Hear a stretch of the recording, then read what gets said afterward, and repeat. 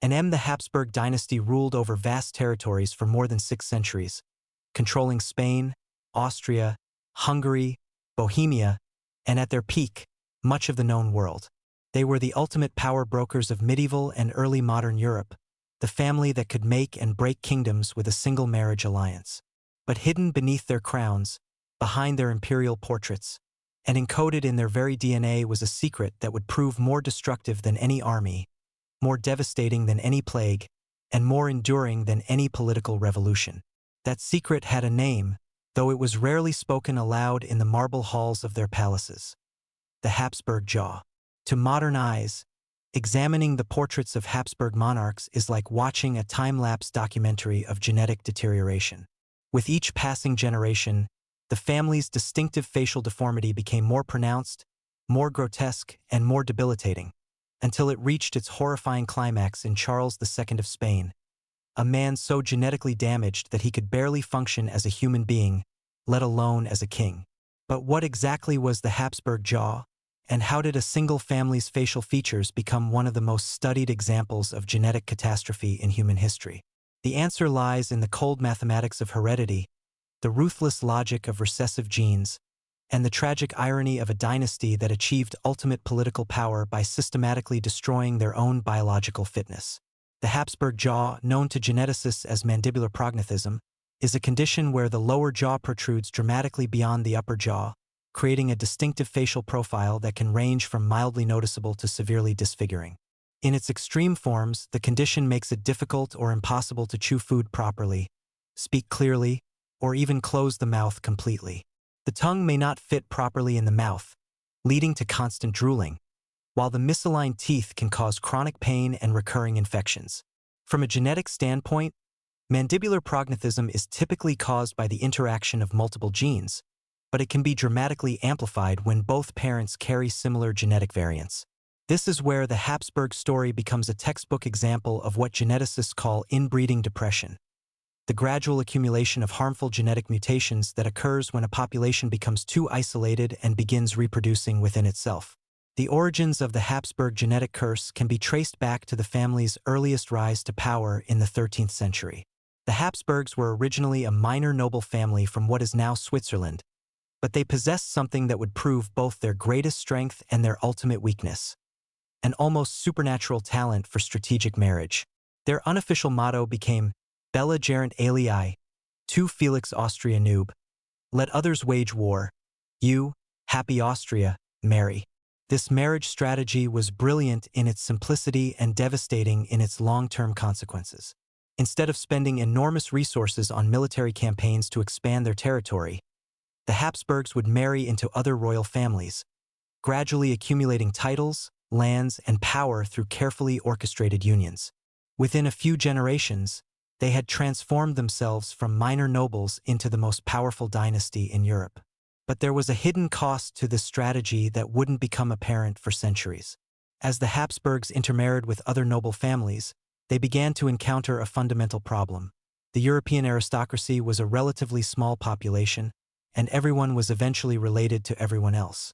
What began as strategic alliances between distant cousins gradually evolved into marriages between increasingly close relatives. The first clear manifestation of what would become the Habsburg jaw appeared in Frederick III, Holy Roman Emperor from 1452 to 1493. Contemporary portraits show a man with a noticeably protruding lower jaw, though the deformity was still relatively mild by later Habsburg standards. Frederick's jaw was prominent enough to be noted by court observers, but not severe enough to interfere significantly with his ability to rule or communicate. Frederick III represents a crucial turning point in Habsburg genetic history because he was the first emperor to systematically use marriage alliances to expand Habsburg power while simultaneously beginning the process of genetic concentration that would plague his descendants. His son Maximilian I would marry Mary of Burgundy, bringing the wealthy Burgundian territories into Habsburg control, while also introducing new genetic material into the family line. But even as the Habsburg Empire expanded, the genetic trap was closing. Each generation saw the family marrying within an increasingly limited pool of European royalty, and each marriage concentrated not just political power but also genetic liability. The recessive genes responsible for mandibular prognathism were quietly accumulating in the Habsburg bloodline, waiting for the right combination of parents to express themselves in their full, devastating glory. The genetic mechanism behind the Habsburg jaw involves what scientists call polygenic inheritance. The condition is influenced by multiple genes working together, rather than a single dominant or recessive gene. Under normal circumstances, this would make the trait relatively rare, appearing only when an individual inherits harmful variants from both parents across multiple gene locations. But the Habsburg marriage strategy created the perfect conditions for these rare genetic combinations to become increasingly common. Modern genetic analysis of the Habsburg family tree reveals the mathematical precision with which the family engineered their own biological destruction. The coefficient of inbreeding, a measure of how closely related an individual's parents are, increased steadily with each generation. By the time of Charles II of Spain, the last Habsburg ruler of that country, his coefficient of inbreeding was higher than what would be expected from a child of siblings or a parent-child relationship. The progression of the Habsburg jaw through the family tree reads like a genetic horror story written in royal blood. Maximilian I's slight jaw protrusion was passed to his grandson Charles V, where it became more pronounced but still manageable. Charles V portraits show a man with a clearly jutting lower jaw, but one who could still function normally in public appearances and diplomatic negotiations. Charles V's own writings provide some of the first personal accounts of living with the Habsburg deformity. In private letters to his son Philip II, he mentions difficulty eating certain foods and occasional problems with speech, particularly when tired or stressed.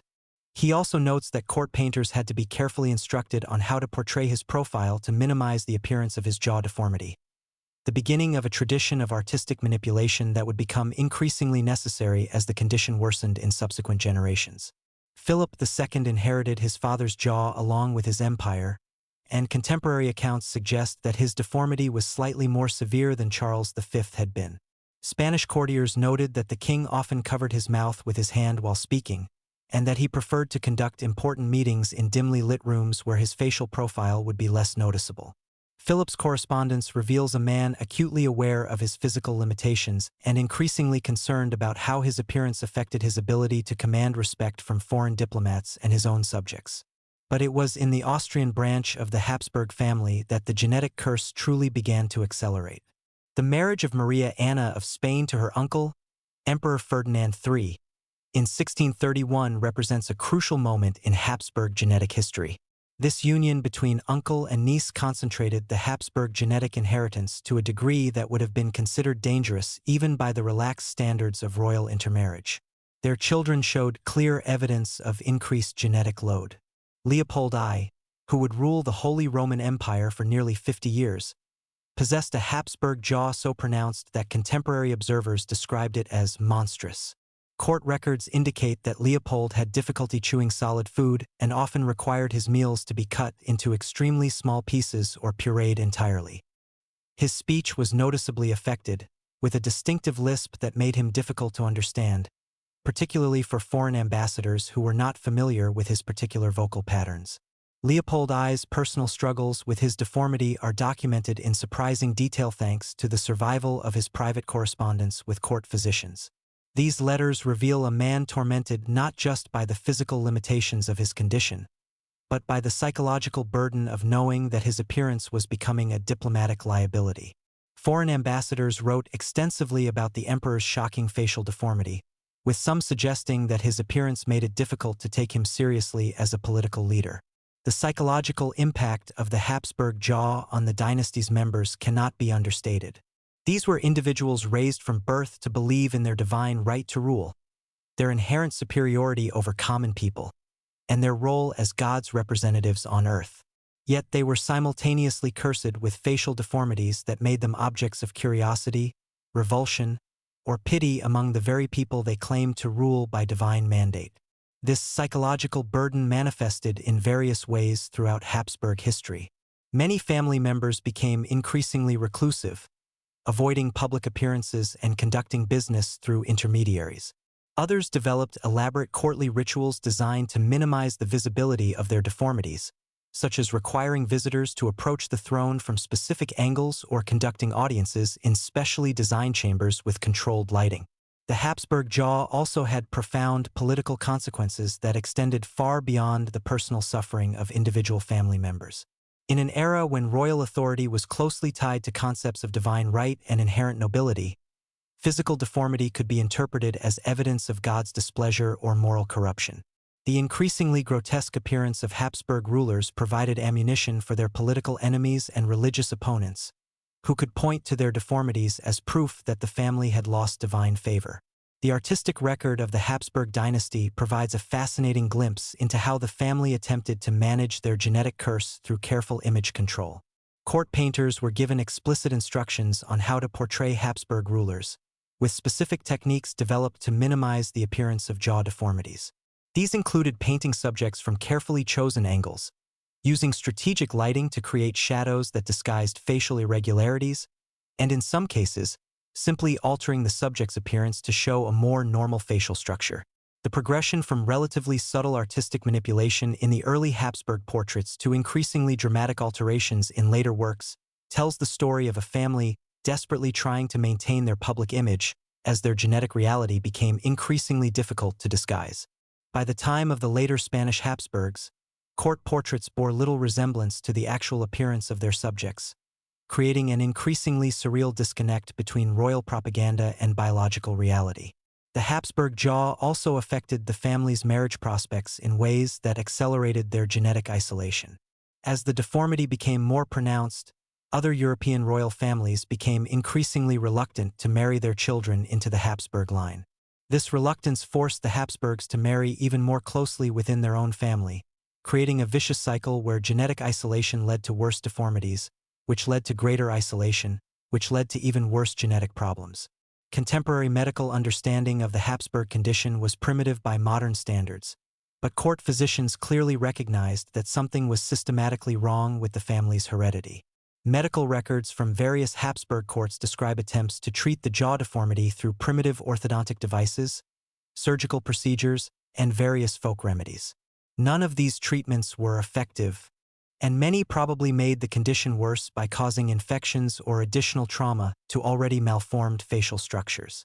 The Habsburg jaw represents one of the most dramatic examples in human history of how political decisions can have unintended biological consequences that persist for centuries. The family's brilliant strategy of expansion through marriage contained within it the seeds of their own genetic destruction. Each political triumph through strategic marriage brought them closer to the biological catastrophe that would ultimately make effective rule impossible. As we'll see in the following parts of this story, the Habsburg jaw was just the most visible manifestation of a genetic disaster that would eventually encompass mental illness, infertility, physical weakness, and cognitive impairment. The same inbreeding that concentrated the genes for mandibular prognathism also concentrated hundreds of other harmful genetic variants, creating a biological time bomb that would ultimately explode in the person of Charles II of Spain and bring about the end of one of history's most powerful dynasties. Part 2. The Mysterious Death of Charles II, the Bewitched King. If the Habsburg jaw represents the visible manifestation of genetic catastrophe, then Charles II of Spain embodies its ultimate, horrifying conclusion. Known to history as El Hechizado, the bewitched Charles was the final product of 2 centuries of systematic inbreeding, a human being so genetically compromised that his very existence challenged contemporary understanding of what it meant to be alive, let alone capable of ruling one of the world's most powerful empires. Charles II's death on November 1, 1700, marked not just the end of a life, but the extinction of the Spanish Habsburg line and the beginning of a continental war that would reshape European politics for the next decade. But the circumstances surrounding his death remain shrouded in mystery, conspiracy theories, and scientific speculation that continues to fascinate researchers over 3 centuries later. Was Charles the victim of poisoning, as some contemporaries suspected? Or did he simply succumb to the inevitable biological collapse that his genetic heritage had made unavoidable? To understand the mystery of Charles II's death, we must first confront the shocking reality of his life. Born on November 6, 1661, Charles was the product of a union between Philip IV of Spain and his niece, Mariana of Austria. This marriage between uncle and niece was extreme even by Habsburg standards, but it was deemed necessary to preserve the purity of the royal bloodline and maintain political control over the vast Spanish territories. The genetic mathematics of Charles II's conception tell a horrifying story. His parents were more closely related than typical siblings, sharing not just grandparents but multiple lines of common ancestry stretching back generations. Modern geneticists have calculated that Charles's coefficient of inbreeding was approximately 0.254 higher than what would be expected from the offspring of full siblings or a parent-child union. To put this in perspective, most human populations have inbreeding coefficients close to 0, while even isolated communities rarely exceed 0.01. From the moment of his birth, it was clear that Charles represented something unprecedented in the Habsburg genetic experiment. Court physicians noted that the infant prince showed signs of severe developmental abnormalities that went far beyond the familiar Habsburg jaw. His head was unusually large and misshapen. His tongue was so oversized that it didn't fit properly in his mouth, and his body was weak and unnaturally small. As Charles grew, or more accurately, failed to grow, the full extent of his genetic damage became increasingly apparent. Contemporary accounts describe a child who didn't speak until he was 4 years old, couldn't walk until he was 8, and remained physically and mentally stunted throughout his life. His Habsburg jaw was so extreme that he couldn't chew solid food properly, requiring his meals to be cut into tiny pieces or pureed into a liquid consistency. The psychological impact of Charles's condition on the Spanish court was devastating. Here was a dynasty that had ruled much of the known world, that had claimed divine right and inherent superiority over their subjects, reduced to being represented by a man who could barely function as a human being. Court observers struggled to find diplomatic language to describe their king's condition, referring euphemistically to his delicate constitution and unique royal bearing. But private letters and diplomatic correspondence from the period reveal the shocking truth behind these careful euphemisms. The Venetian ambassador wrote that Charles has a ravenous stomach and swallows all he eats whole, for his nether jaw stands so much out that his 2 rows of teeth cannot meet. The French ambassador was even more direct. The Catholic king is so ugly as to cause fear, and he looks ill. Charles's mental state was equally compromised. Contemporary accounts describe a man subject to hallucinations, violent mood swings, and periods of complete catatonia during which he would sit motionless for hours, staring at nothing. He believed that he was under the influence of evil spirits and spent much of his time consulting with exorcists, fortune-tellers, and miracle workers who promised to cure his various ailments. The question of Charles's fitness to rule became a constant source of anxiety for the Spanish government. Official documents from his reign show clear evidence that many important decisions were made by regents, ministers, or even court favorites, with Charles serving as little more than a ceremonial figurehead. His signature on official documents became increasingly erratic over time, suggesting either progressive neurological deterioration or simply the inability to maintain consistent motor control. But perhaps the most tragic aspect of Charles's condition was his complete inability to produce an heir. Despite 2 marriages to healthy women, first to Marie-Louise d'Orleans and later to Maria Anna of Neuburg, Charles proved utterly incapable of consummating either union. Contemporary medical records, preserved in Spanish archives, describe various attempts by court physicians to address the king's sexual dysfunction, but these efforts were hampered both by the primitive state of medical knowledge and by the extreme nature of Charles's physical abnormalities. The autopsy report compiled after Charles's death provides one of the most detailed medical documents of the pre-modern era, and its contents are genuinely shocking even by contemporary standards. The examining physicians found that his body did not contain a single drop of blood. His heart was the size of a peppercorn. His lungs corroded. His intestines rotten and gangrenous. He had a single testicle, black as coal, and his head was full of water. Modern medical analysis of this autopsy report suggests that Charles suffered from a constellation of genetic disorders that would have made normal life impossible. The enlarged head filled with fluid indicates severe hydrocephalus, while the organ abnormalities suggest multiple developmental defects affecting virtually every system in his body.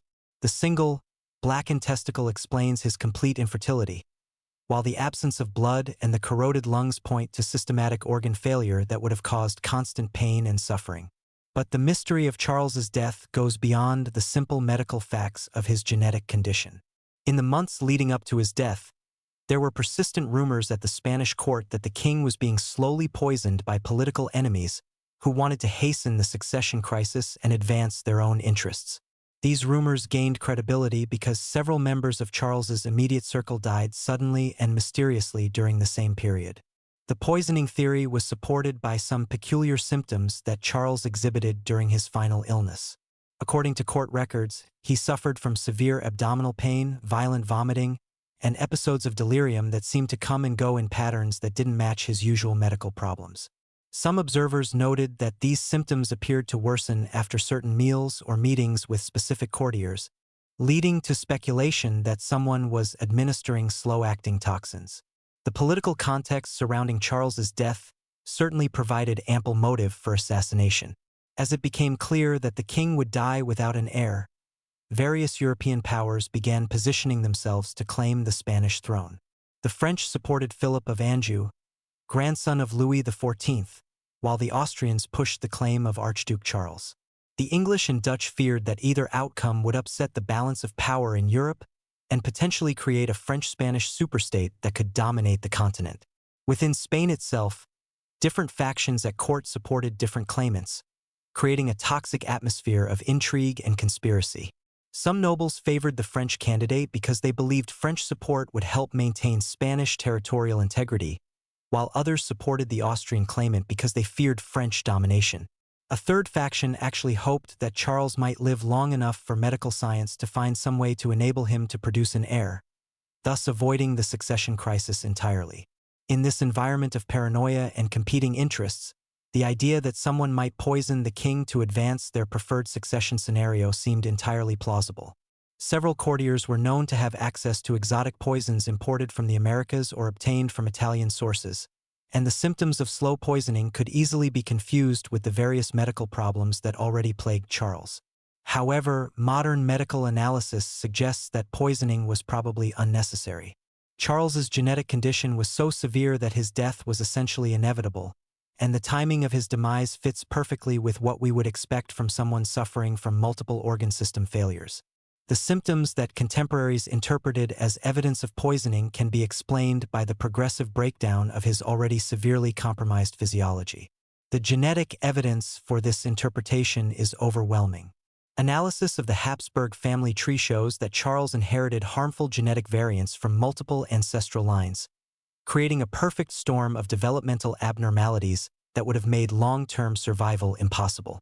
His parents' extreme genetic similarity meant that virtually every harmful recessive gene in the Habsburg lineage was expressed in Charles's genome, creating a level of genetic load that was simply incompatible with normal human life.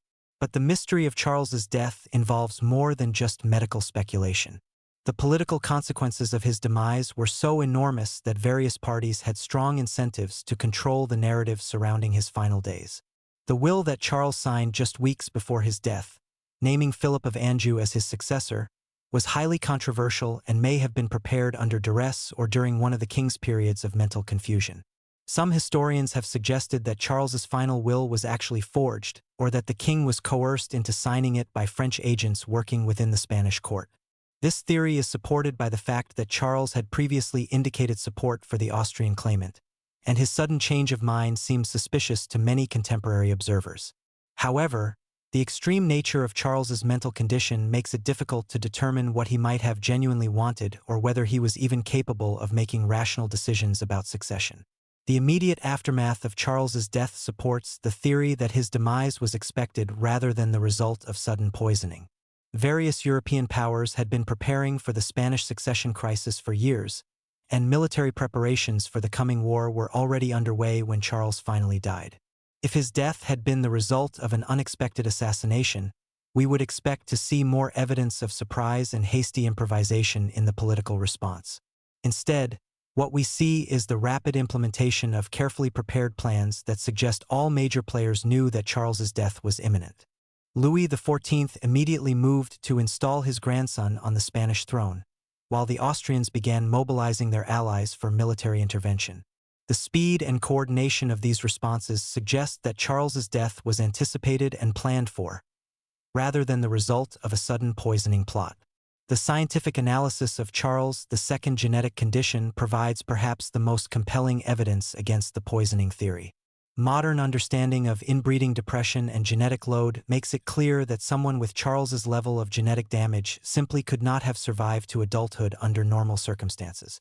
The fact that he lived to age 38 is actually remarkable testament to the extraordinary care provided by his physicians and the protected environment of the royal court. Charles's case represents the ultimate expression of the genetic curse that had been building in the Habsburg line for centuries. Every strategic marriage that had brought the family political advantage had also concentrated harmful genetic variants, and Charles inherited the cumulative effects of this systematic inbreeding. His death wasn't the result of assassination or external intervention. It was the inevitable biological conclusion of a genetic experiment that had been running for over 200 years. The autopsy findings that so shocked contemporary observers, the enlarged head, the malformed organs, the absence of normal blood, weren't the results of poisoning, but rather the expected consequences of extreme genetic damage. Modern genetics helps us understand that Charles was essentially a walking case study in the effects of inbreeding depression, a human being so genetically compromised that his survival to adulthood defied biological probability. But perhaps the most tragic aspect of Charles II's story isn't his personal suffering or even his mysterious death.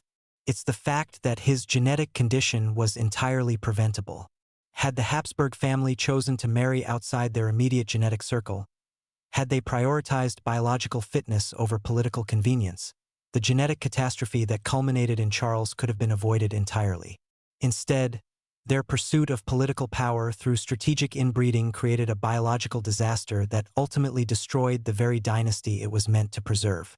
The War of the Spanish Succession that followed Charles's death lasted 13 years and killed over 1 million people, all because one man's genetic heritage had been so systematically destroyed that he couldn't perform the basic royal function of producing an heir. The mystery of Charles II's death isn't really about whether he was poisoned or died naturally. It's about how a dynasty's pursuit of political power led them to engineer their own biological extinction, with consequences that would reshape European politics for generations to come. Part 3. Ferdinand II's Mysterious Defeats. The genetic burden of the 30 Years' War. The 30 Years' War, one of the most devastating conflicts in European history, ravaged the continent from 1618 to 1648, killing an estimated 8 million people and leaving entire regions depopulated and economically destroyed. At the center of this catastrophic conflict stood Ferdinand II, Holy Roman Emperor and a Habsburg whose reign would be marked by a series of military and diplomatic failures so inexplicable that historians have struggled for centuries to understand how such a powerful ruler could mismanage a war so completely. But what if the answer lies not in political incompetence or military strategy, but in the genetic curse that was already beginning to compromise Habsburg decision-making abilities? Ferdinand II ascended to the imperial throne in 1619, inheriting not just the crown of the Holy Roman Empire, but also the distinctive physical traits that marked him as a true Habsburg. Contemporary portraits reveal a man with the characteristic protruding jaw that had become the family's genetic signature. But Ferdinand's deformity was more pronounced than that of his immediate predecessors, suggesting that the genetic concentration was continuing to intensify with each generation. But Ferdinand's Habsburg jaw was just the visible manifestation of deeper genetic problems that would profoundly affect his ability to govern effectively during one of the most challenging periods in European history. Modern analysis of Ferdinand's medical records, preserved in the Austrian state archives, reveals a pattern of symptoms that suggest significant neurological and cognitive impairment that went far beyond the obvious facial deformity. Ferdinand suffered from what court physicians described as fits of passion, episodes of uncontrollable rage that could last for hours, and during which he would make impulsive decisions that often contradicted his previous policies. These outbursts were followed by periods of deep melancholy during which the emperor would withdraw from public life entirely, leaving important decisions to be made by courtiers and advisors who may not have fully understood the broader strategic implications of their choices. Contemporary accounts describe Ferdinand as a man of contradictions, capable of brilliant strategic thinking one day and completely irrational behavior the next. The Venetian ambassador wrote that His Imperial Majesty possesses a keen intelligence when his humors are balanced, but when seized by his afflictions, he becomes as unpredictable as a storm at sea, making declarations in the morning that he contradicts before sunset. These mood swings and cognitive inconsistencies had profound implications for Habsburg military strategy during the 30 Years' War. Ferdinand's inability to maintain consistent policies or stick to strategic plans created confusion among his generals, diplomatic chaos with his allies, and opportunities for his enemies to exploit the uncertainty surrounding imperial decision-making. The war began promisingly enough for Ferdinand. The defenestration of Prague in 1618, when Protestant nobles threw imperial representatives out of a castle window, provided a clear casus belli for Habsburg intervention in Bohemian affairs. Ferdinand's initial response was swift and decisive. He mobilized imperial forces, secured support from Catholic allies, and moved quickly to restore Habsburg authority in the rebellious territories. But as the conflict expanded beyond its original scope, Ferdinand's decision-making became increasingly erratic and self-defeating.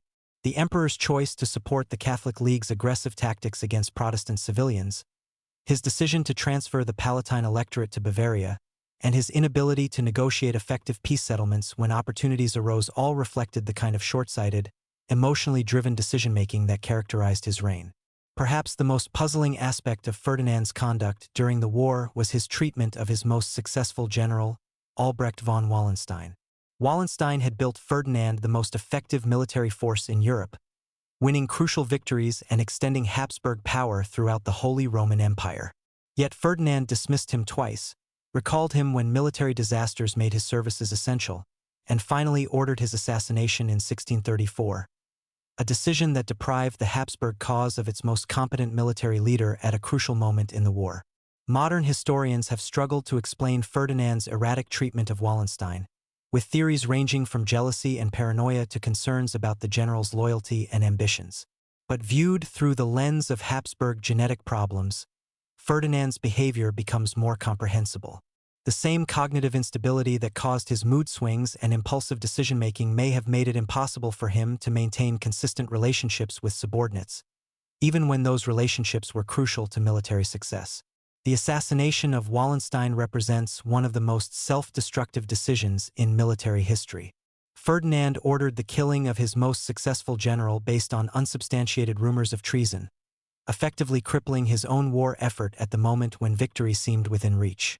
Contemporary observers were baffled by the decision, with the Spanish ambassador writing that His Imperial Majesty has cut off his own right hand in the belief that it was reaching for his throat. But Ferdinand's problems went beyond just military strategy and personnel decisions. His physical condition was deteriorating visibly throughout the war, with contemporary accounts describing a man whose Habsburg jaw had become so pronounced that it interfered with his ability to speak clearly or eat normally. This physical deterioration coincided with increasingly bizarre behavior that suggested serious neurological problems. Court records from the 1630s describe episodes where Ferdinand would speak to empty chairs as if they were occupied by advisors, issue contradictory orders to the same officials within hours of each other, and become convinced that his enemies were communicating with him through coded messages hidden in everyday objects. These symptoms suggest that Ferdinand may have been suffering from what we would now recognize as schizophrenia or another serious mental illness, possibly exacerbated by the genetic damage that was becoming increasingly prevalent in the Habsburg line. The impact of Ferdinand's condition on diplomatic relations was particularly devastating. European diplomacy in the 17th century depended heavily on personal relationships between monarchs and their representatives, and Ferdinand's unpredictable behavior made it nearly impossible for his allies to trust him or coordinate effective joint strategies.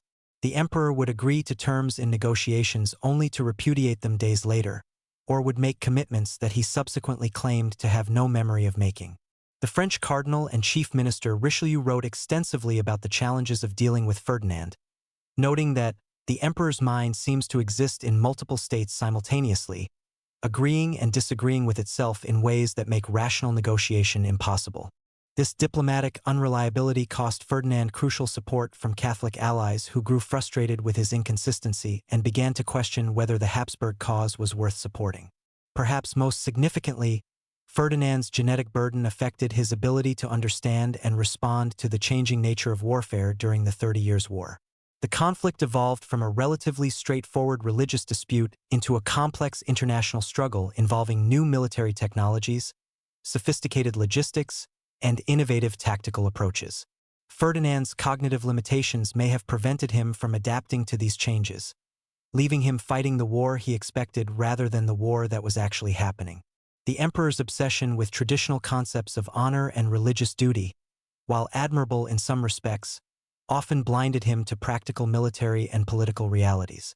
He would reject advantageous peace terms because they didn't align with his ideological preconceptions, or would insist on continuing military campaigns that had clearly failed because admitting defeat seemed inconsistent with his conception of imperial dignity. This inflexibility was particularly costly during the Swedish phase of the war, when Gustavus Adolphus revolutionized European military tactics and achieved a series of stunning victories against imperial forces. Ferdinand's initial response to Swedish intervention was to dismiss it as a minor distraction, failing to recognize that he was facing a military genius who had fundamentally transformed the nature of 17th-century warfare. Even after Swedish forces had devastated imperial armies and occupied much of Germany, Ferdinand continued to underestimate the threat, issuing optimistic proclamations about inevitable victory while his empire crumbled around him. This disconnect between perception and reality suggests that Ferdinand's genetic burden may have included cognitive limitations that made it difficult for him to process complex information or adapt his thinking to changing circumstances. The genetic analysis of Ferdinand II's family background reveals the mathematical precision with which Habsburg inbreeding was concentrating harmful genetic variants. Ferdinand's parents, Charles II of Austria and Maria Anna of Bavaria, were first cousins, while his grandparents included multiple instances of close consanguineous marriage. This genetic concentration had reached levels that would have been considered dangerous even by contemporary standards. Yet the Habsburg commitment to dynastic purity made such marriages politically necessary. Modern geneticists studying the Habsburg family tree have identified Ferdinand II as a crucial transition point in the dynasty's genetic decline. While earlier Habsburg rulers like Charles V and Philip II had shown some symptoms of genetic damage, they retained enough cognitive function to govern effectively for extended periods. Ferdinand represents the first Habsburg emperor whose genetic burden clearly compromised his ability to fulfill his basic governmental responsibilities. The symptoms documented in Ferdinand's medical records, the mood swings, cognitive inconsistency, paranoid episodes, and progressive physical deterioration, all align with what modern science recognizes as the effects of severe inbreeding depression. The same genetic mechanisms that produced the Habsburg jaw were also affecting brain development, neurological function, and psychological stability in ways that made effective leadership increasingly difficult.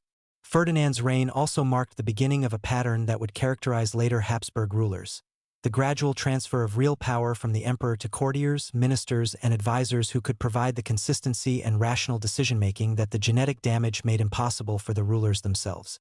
This shadow government system allowed the Habsburg Empire to continue functioning even as its nominal leaders became increasingly incapacitated by their genetic burden.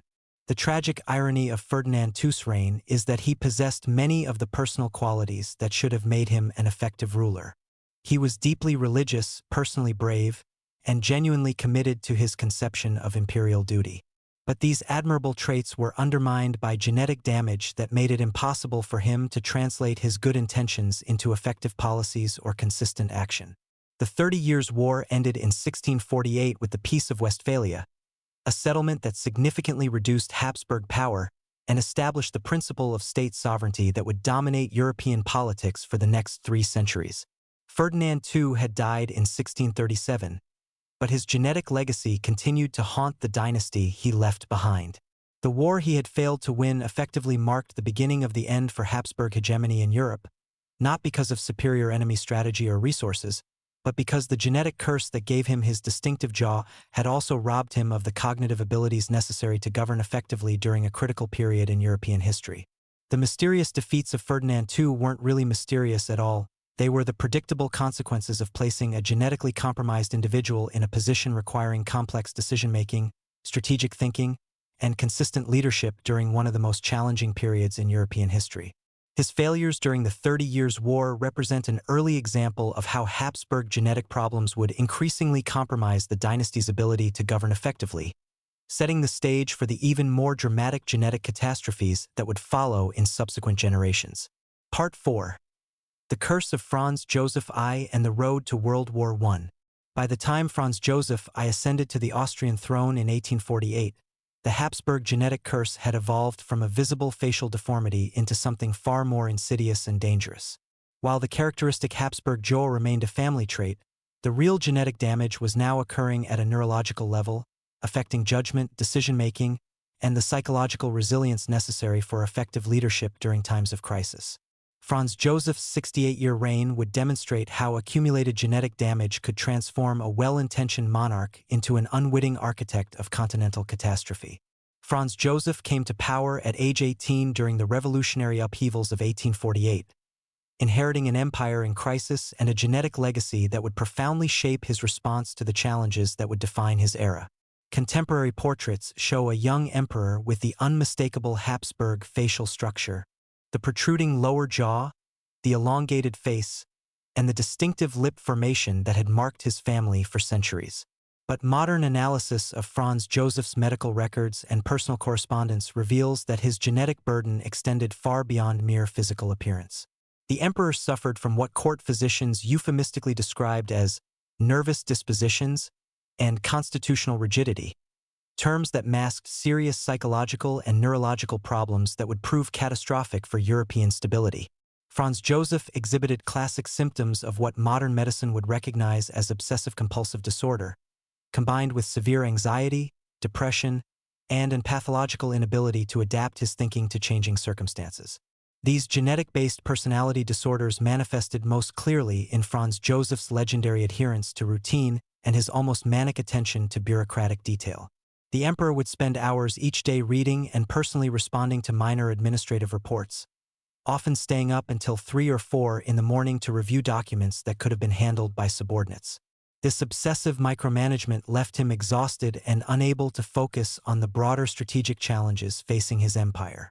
Contemporary observers noted that Franz Joseph seemed incapable of distinguishing between important and trivial matters, treating a report about military defenses with the same meticulous attention he devoted to complaints about postal service in remote provinces. This cognitive inflexibility, likely rooted in the same genetic damage that produced the Habsburg jaw, would prove devastating when the empire faced the complex, rapidly evolving crises that would ultimately lead to World War I. The psychological profile that emerges from Franz Joseph's private papers and medical records describes a man trapped by his own genetic limitations.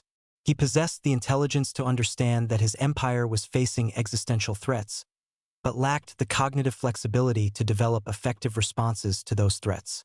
Instead, he retreated into increasingly rigid adherence to traditional methods and bureaucratic procedures that had worked in simpler times but were catastrophically inadequate for the challenges of the modern era. Franz Joseph's genetic burden became particularly apparent in his handling of the various nationalist movements that threatened to tear apart the Austro-Hungarian Empire. Rather than recognizing these movements as symptoms of deeper political and social changes that required innovative solutions, the emperor responded with the same heavy-handed authoritarian methods that his ancestors had used against rebellious subjects. This inflexibility transformed manageable political challenges into existential threats to imperial survival. The emperor's famous declaration that, "I must think everything over again," spoken after each major crisis, revealed both his awareness of his limitations and his fundamental inability to overcome them. Franz Joseph could recognize that his traditional approaches were failing, but his genetic burden made it impossible for him to develop new strategies or adapt to changing circumstances. Instead, he would repeat the same failed policies with minor modifications, hoping that persistence would somehow produce different results. Perhaps the most tragic manifestation of Franz Joseph's genetic curse was his relationship with his heir, Archduke Franz Ferdinand. The crown prince possessed many of the qualities that the emperor lacked: flexibility, creativity, and the ability to understand complex political relationships. But Franz Joseph's neurological rigidity made it impossible for him to appreciate or utilize his nephew's talents. Instead, viewing Franz Ferdinand's progressive ideas as dangerous departures from Habsburg tradition, the tension between uncle and nephew reflected a deeper struggle within the Habsburg genetic legacy. Franz Ferdinand had inherited enough genetic diversity from his mother's side to escape some of the cognitive limitations that plagued Franz Joseph, but this made him seem alien and threatening to an emperor whose genetic programming demanded adherence to established patterns. The result was a relationship marked by mutual frustration and missed opportunities that would have profound consequences for European history. Franz Joseph's medical records from the later period of his reign document a steady deterioration in both his physical and mental condition. He developed the tremors and muscle rigidity associated with neurological degeneration, while his behavior became increasingly erratic and paranoid. Court physicians noted episodes where the emperor would become convinced that his advisors were conspiring against him, leading to purges of competent officials and their replacement with individuals chosen primarily for their personal loyalty rather than their abilities. The most devastating example of how Franz Joseph's genetic limitations contributed to the outbreak of World War I can be seen in his response to the assassination of Franz Ferdinand in Sarajevo on June 28, 1914. A more flexible ruler might have recognized that this tragedy presented an opportunity to implement the kind of federal reforms that Franz Ferdinand had advocated, potentially addressing some of the underlying causes of Slavic nationalism within the empire. Instead, Franz Joseph's genetic programming drove him toward the familiar Habsburg response of military force and authoritarian control. Within hours of learning of his nephew's death, the emperor was already discussing military action against Serbia, despite warnings from more perceptive advisors that such action could trigger a wider European conflict. His inability to think beyond traditional Habsburg patterns of response transformed a regional crisis into a global catastrophe.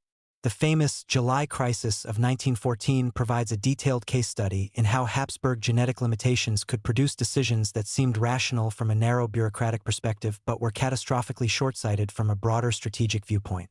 Franz Joseph's support for the ultimatum to Serbia was based on traditional Habsburg concepts of imperial prestige and deterrence, but it failed to account for the complex web of alliances and nationalist tensions that had developed across Europe during his reign. Modern analysis of the diplomatic correspondence from this period reveals Franz Joseph as a man trapped by his own genetic limitations, unable to understand why traditional Habsburg methods were producing unprecedented resistance and escalation.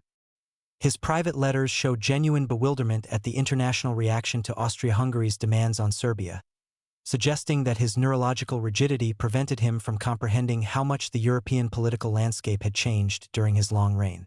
The emperor's decision to declare war on Serbia on July 28, 1914, was made despite clear warnings from his own foreign ministry that such action would likely trigger Russian intervention and potentially lead to a general European war. But Franz Joseph's genetic burden made it impossible for him to process this information effectively or develop alternative strategies that might have achieved Austrian objectives without risking continental conflict. Perhaps most tragically, Franz Joseph's genetic limitations prevented him from recognizing that his empire was simply no longer capable of fighting a major European war. The Austro-Hungarian military was poorly equipped, inadequately trained, and led by generals who were chosen more for their loyalty than their competence. The empire's finances were precarious, its industrial base was outdated, and its ethnically diverse population was increasingly unreliable in a conflict that would be portrayed as a struggle between competing nationalisms. A more perceptive ruler might have recognized these limitations and sought diplomatic solutions to the crisis triggered by Franz Ferdinand's assassination.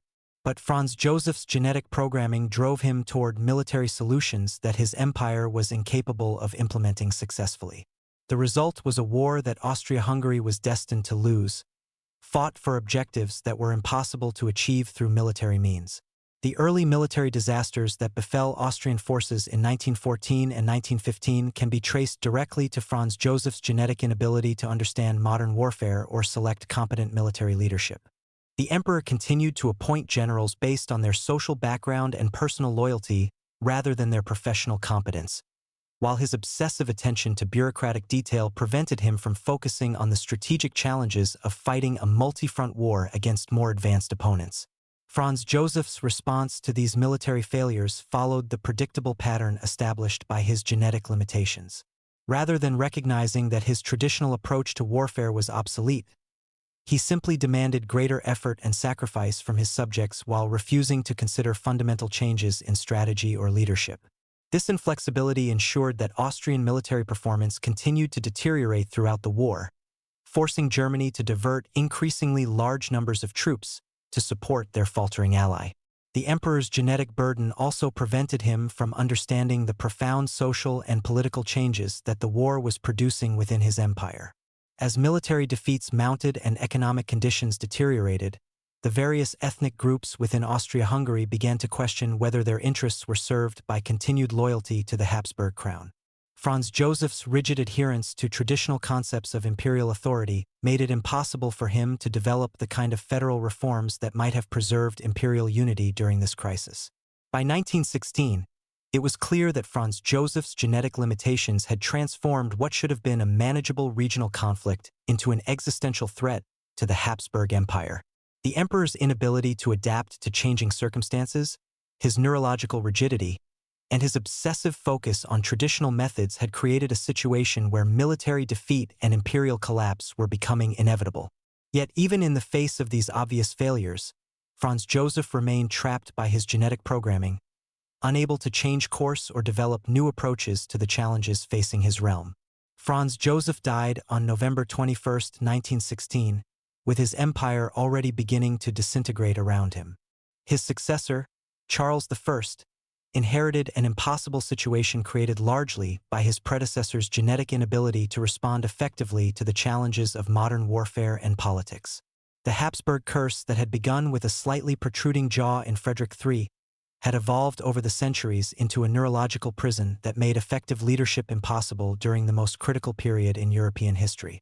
The tragedy of Franz Joseph lies not in any personal moral failing, but in the way his genetic heritage made him constitutionally incapable of providing the kind of flexible, innovative leadership that his empire desperately needed during a period of unprecedented change.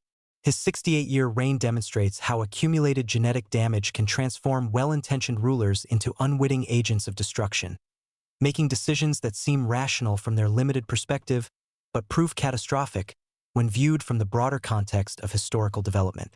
The road to World War I was paved with Habsburg genetic limitations that made it impossible for the empire's leadership to adapt to the complex realities of early 20th century European politics. Franz Joseph's curse wasn't supernatural, it was biological, the inevitable result of centuries of inbreeding that had systematically compromised the cognitive abilities necessary for effective leadership during times of crisis. His reign serves as a cautionary tale about the dangers of concentrating political power in the hands of individuals whose genetic heritage makes them fundamentally unsuited for the responsibilities they inherit. Part 5. Secret power struggles between Habsburg brothers. The genetic roots of fraternal rivalry. The Habsburg family's genetic curse manifested not only in physical deformities and cognitive limitations, but also in the psychological dynamics that governed relationships within the dynasty itself. Perhaps nowhere was this more evident than in the complex, often destructive rivalries between Habsburg brothers, where genetic predispositions toward paranoia, obsessive behavior, and emotional instability transformed natural sibling competition into political crises that could destabilize entire empires. The most dramatic example of this phenomenon occurred in the late 18th century, when the deaths of Joseph II and Leopold II within 2 years of each other revealed how Habsburg genetic problems were literally tearing the dynasty apart from within.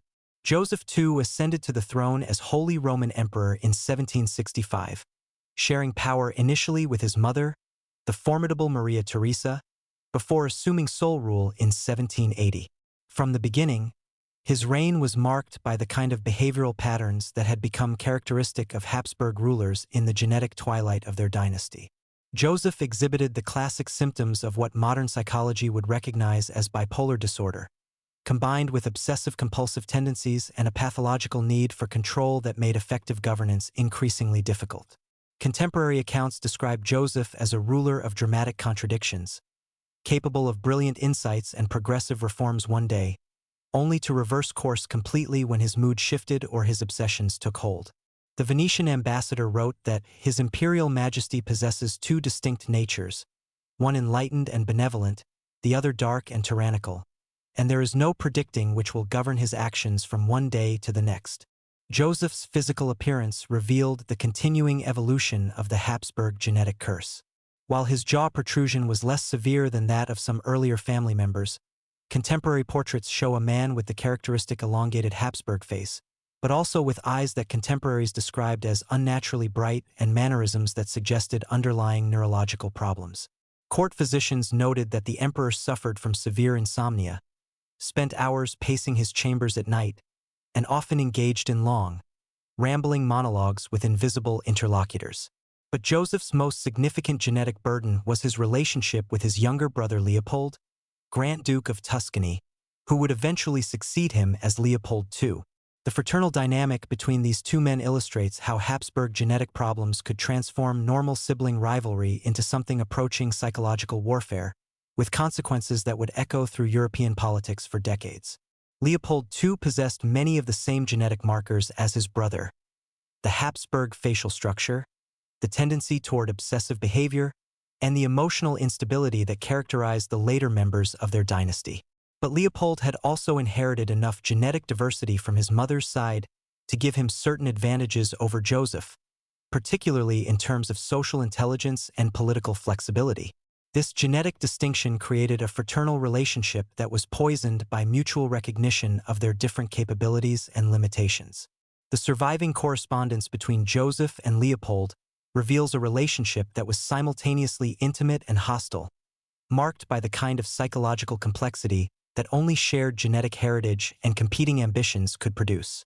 Joseph's letters to his brother are filled with expressions of affection mixed with barely concealed resentment, while Leopold's responses show a man walking a careful line between filial loyalty and barely suppressed frustration with his brother's increasingly erratic behavior. The genetic roots of their conflict become most apparent in their different approaches to the Enlightenment reforms that both brothers attempted to implement in their respective territories. Joseph's reforms were characterized by the kind of obsessive attention to detail and rigid adherence to abstract principles that reflected his genetic predisposition toward compulsive behavior. He would spend months crafting elaborate legislative codes, only to become frustrated when reality failed to conform to his theoretical expectations. Leopold, by contrast, approached reform with a pragmatic flexibility that suggested less severe genetic damage to the areas of the brain responsible for adaptive thinking. His reforms in Tuscany were generally more successful than Joseph's imperial efforts, not because Leopold was necessarily more intelligent, but because his genetic heritage allowed him to modify his plans when circumstances required compromise or adjustment. This difference in capability created a dynamic where Leopold was simultaneously Joseph's closest confidant and his most threatening rival. Joseph recognized his brother's superior political skills but was psychologically incapable of acknowledging this superiority publicly or using Leopold's talents effectively. Instead, the emperor increasingly viewed his brother's success as an implicit criticism of his own failures, leading to a relationship that became more strained with each passing year. The psychological pressure of this fraternal rivalry was exacerbated by the Habsburg genetic predisposition toward paranoia and suspicion. Joseph became convinced that Leopold was plotting against him, despite abundant evidence of his brother's loyalty and support. Court records from the 1780s document numerous instances where Joseph would summon Leopold to Vienna for urgent consultations, only to subject him to hours of interrogation about his activities and intentions. These sessions, described in detail in contemporary memoirs, reveal the devastating impact of Habsburg genetic problems on family relationships. Joseph would pace back and forth while Leopold sat rigidly in his chair, the emperor firing accusations and demands for explanations while his brother attempted to maintain diplomatic composure. The physical contrast between the two men, Joseph's agitated movements and Leopold's forced stillness, symbolized the different ways their shared genetic heritage manifested itself psychologically. The most dramatic manifestation of their genetic-influenced rivalry occurred during the crisis of Joseph's final illness in 1790. As it became clear that the emperor was dying without a direct heir, the question of succession should have been straightforward. Leopold was the obvious and legitimate successor. But Joseph's genetic burden made it impossible for him to handle this transition gracefully or effectively. Instead of working with Leopold to ensure a smooth succession, Joseph spent his final months attempting to micromanage the transfer of power from his deathbed. He prepared detailed instructions for his brother covering everything from administrative procedures to personal habits, as if Leopold's genetic heritage made him incapable of ruling without extensive guidance. These instructions, preserved in the Austrian state archives, reveal a man whose genetic limitations prevented him from trusting even his closest family members. Joseph's deathbed behavior toward Leopold was marked by the same obsessive control and emotional instability that had characterized his entire reign. He would summon his brother for urgent conferences, only to spend hours discussing trivial administrative details while ignoring crucial strategic challenges facing the empire. Contemporary observers noted that Joseph seemed more concerned with preserving his bureaucratic systems than with addressing the revolutionary upheavals that were threatening to destroy the Habsburg monarchy entirely. The genetic dimension of Joseph's final illness adds another layer of tragedy to this fraternal drama. Modern analysis of his medical records suggests that he was suffering from tuberculosis complicated by the same kind of autoimmune disorders that often accompany severe inbreeding. His death was not just the result of disease, but of a genetic system that had become so compromised that it could no longer sustain life under stress. Leopold's accession to the throne in 1790 should have provided the Habsburg Empire with the kind of flexible, pragmatic leadership it desperately needed during the revolutionary crisis. Instead, Leopold inherited not just his brother's crown, but also the psychological burden of a lifetime spent in Joseph's shadow, combined with his own genetic limitations that would prove fatal within 2 years. Leopold II's brief reign from 1790 to 1792 demonstrates how Habsburg genetic problems could create patterns of behavior that persisted even when circumstances demanded radical change. Despite his reputation for political flexibility, Leopold found himself trapped by many of the same psychological patterns that had doomed his brother's reign. He was capable of recognizing the need for reform and compromise, but his genetic heritage made it psychologically impossible for him to implement the kind of comprehensive changes that the revolutionary crisis demanded. The emperor's correspondence during his brief reign reveals a man caught between his intellectual understanding of what needed to be done and his genetic inability to act decisively on that understanding. Leopold could analyze the revolutionary threat with remarkable clarity, but when it came time to implement solutions, he would retreat into the same kind of bureaucratic caution and procedural obsessiveness that had characterized Habsburg rule for generations. Perhaps most tragically, Leopold's genetic burden prevented him from learning from his brother's mistakes. Despite having witnessed firsthand how Joseph's rigid adherence to abstract principles had alienated subjects and allies alike, Leopold found himself repeating many of the same patterns. His attempts at counter-revolutionary diplomacy were marked by the same kind of inflexibility and poor timing that had characterized Joseph's domestic reforms. The sudden death of Leopold II in March 1792, after barely 2 years on the throne, deprived the Habsburg Empire of its last chance to address the revolutionary crisis through evolutionary reform rather than military confrontation. Leopold died at age 44, apparently from a stroke or heart attack, but his autopsy revealed the same pattern of organ abnormalities and systemic weakness that had characterized other Habsburg deaths during this period. Modern genetic analysis suggests that both Joseph and Leopold suffered from the cumulative effects of generations of Habsburg inbreeding, but that their genetic damage manifested in different ways. Joseph's problems were primarily neurological and psychological, affecting his judgment and emotional stability. Leopold's genetic burden was more cardiovascular and immunological, making him physically frail despite his superior political intelligence. The fraternal rivalry between these two brothers illustrates one of the most insidious aspects of the Habsburg genetic curse, the way it poisoned relationships within the dynasty itself. Instead of working together to address the challenges facing their empire, Joseph and Leopold were trapped by genetic predispositions that made cooperation difficult and trust nearly impossible. Their shared heritage gave them a deep understanding of each other's weaknesses, but also made them incapable of compensating for those weaknesses through effective collaboration. The psychological dynamics between Joseph and Leopold were replicated throughout the later Habsburg Dynasty, as genetic problems created patterns of suspicion, rivalry, and dysfunction that made effective family governance increasingly difficult. Brothers who should have been natural allies became competitors for their father's approval and rivals for historical recognition, while their genetic limitations prevented them from recognizing how their conflicts were weakening the dynasty they were supposed to preserve. The secret power struggles between Habsburg brothers weren't really about political disagreements or personal ambitions. They were about the way genetic damage had corrupted the basic human relationships that should have formed the foundation of dynastic solidarity.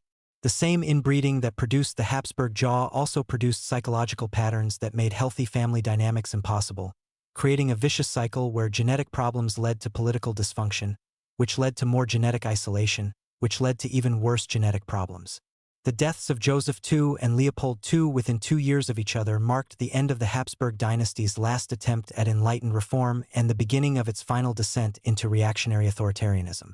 Their fraternal rivalry, rooted in genetic predispositions neither could fully understand or control, had consumed the dynasty's last reserves of adaptive capacity just when flexibility and innovation were most desperately needed.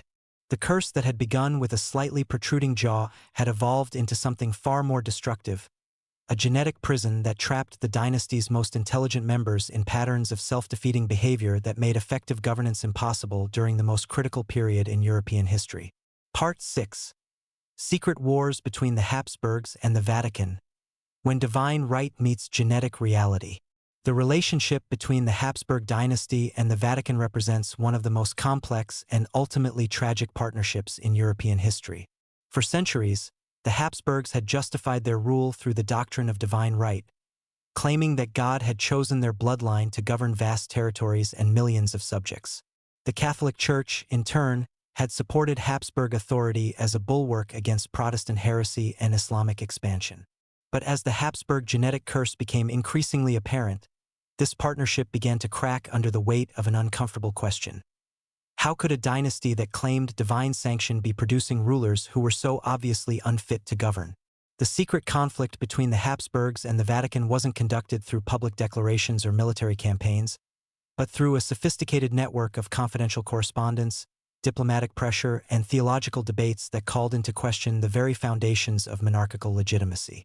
Vatican records, many only recently open to researchers, reveal a centuries-long struggle between papal authorities who recognized the growing genetic problems within the Habsburg line and their political need to maintain the dynasty as a Catholic counterweight to Protestant powers. The first clear evidence of Vatican concern about Habsburg genetics appears in confidential reports from papal nuncios during the reign of Ferdinand I in the mid-16th century. Ferdinand, while an effective ruler in many respects, displayed the characteristic Habsburg jaw along with what contemporary observers described as peculiarities of temperament that made him difficult to work with in diplomatic negotiations. More troubling from the Vatican's perspective were reports that Ferdinand's religious reforms were being driven not by theological conviction, but by obsessive personality traits that made him incapable of accepting criticism or modifying his positions. Cardinal Alessandro Farnese, writing to Pope Paul III in 1545, expressed the Vatican's growing unease in carefully coded language. His Imperial Majesty possesses great devotion to our holy faith, yet his methods of expressing this devotion sometimes seem to spring from sources other than divine inspiration. We must consider whether the peculiarities that mark his lineage might affect not only his physical person but also his spiritual discernment. This diplomatic language masked a more fundamental concern that was beginning to percolate through Vatican circles. If the Habsburgs were truly chosen by God to rule, why were they producing increasingly deformed and mentally unstable heirs? The question posed a direct challenge to one of the Church's core political teachings and forced papal theologians to develop elaborate rationalizations for supporting a dynasty whose genetic problems were becoming impossible to ignore. The theological implications of the Habsburg genetic curse became even more complex during the Counter-Reformation, when the dynasty's role as defenders of Catholic orthodoxy made their physical and mental condition a matter of international religious concern. Protestant propagandists were quick to point to Habsburg deformities as evidence that God had withdrawn his favor from the Catholic cause, forcing Vatican theologians to develop sophisticated arguments about the relationship between physical appearance and spiritual worthiness. Pope Pius V, in a confidential brief to Spanish bishops in 1568, addressed these concerns directly. We must remind our brothers that our Lord Jesus Christ chose to work through imperfect vessels, and that physical afflictions may serve divine purposes that remain hidden from mortal understanding. The House of Austria serves our Holy Church faithfully, and we must not allow worldly considerations to obscure our recognition of their spiritual merits. But behind this public support, Vatican officials were conducting their own investigation into the Habsburg genetic situation.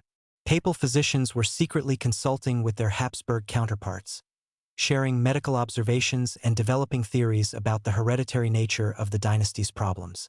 These consultations, documented in Vatican medical archives, reveal a sophisticated understanding of genetic inheritance that was centuries ahead of its time. Dr. Girolamo Mercurial, personal physician to Pope Gregory XIII, compiled a confidential report in 1580 that provided a remarkably accurate analysis of Habsburg genetic problems. The peculiarities that affect the House of Austria appear to strengthen with each generation, suggesting that these traits are passed from parent to child through mechanisms we do not fully understand. The practice of marriage within close degrees of consanguinity, while serving political purposes, may be concentrating these undesirable characteristics in ways that threaten the dynasty's long-term viability. This medical analysis posed enormous problems for Vatican policymakers, who found themselves supporting a dynasty whose genetic trajectory suggested that divine favor was either absent or being expressed in ways that defied traditional understanding.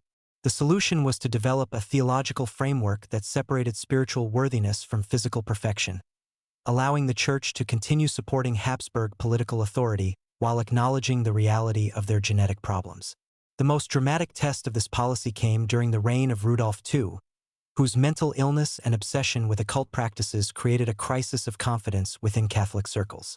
Rudolf's Prague court became a center for alchemists, astrologers, and other practitioners of what the Church considered heretical arts, while the emperor himself retreated from public life and neglected his religious duties.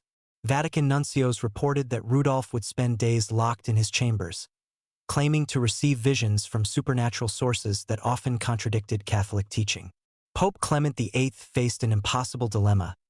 Rudolf was the Holy Roman Emperor and the Catholic Church's most important secular ally, but his behavior was becoming increasingly inconsistent with the religious orthodoxy he was supposed to defend. The Pope's private correspondence reveals his struggle to reconcile political necessity with theological consistency. We are called to support those whom Providence has placed in authority, yet we must also guard against the corruption of our holy faith by those whose judgment has been compromised by worldly or supernatural influences beyond our understanding.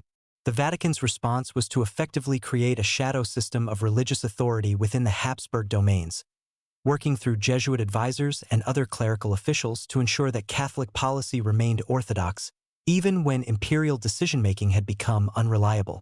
This system allowed the Church to maintain its alliance with the Habsburgs while protecting itself from the consequences of the dynasty's genetic-driven policy failures.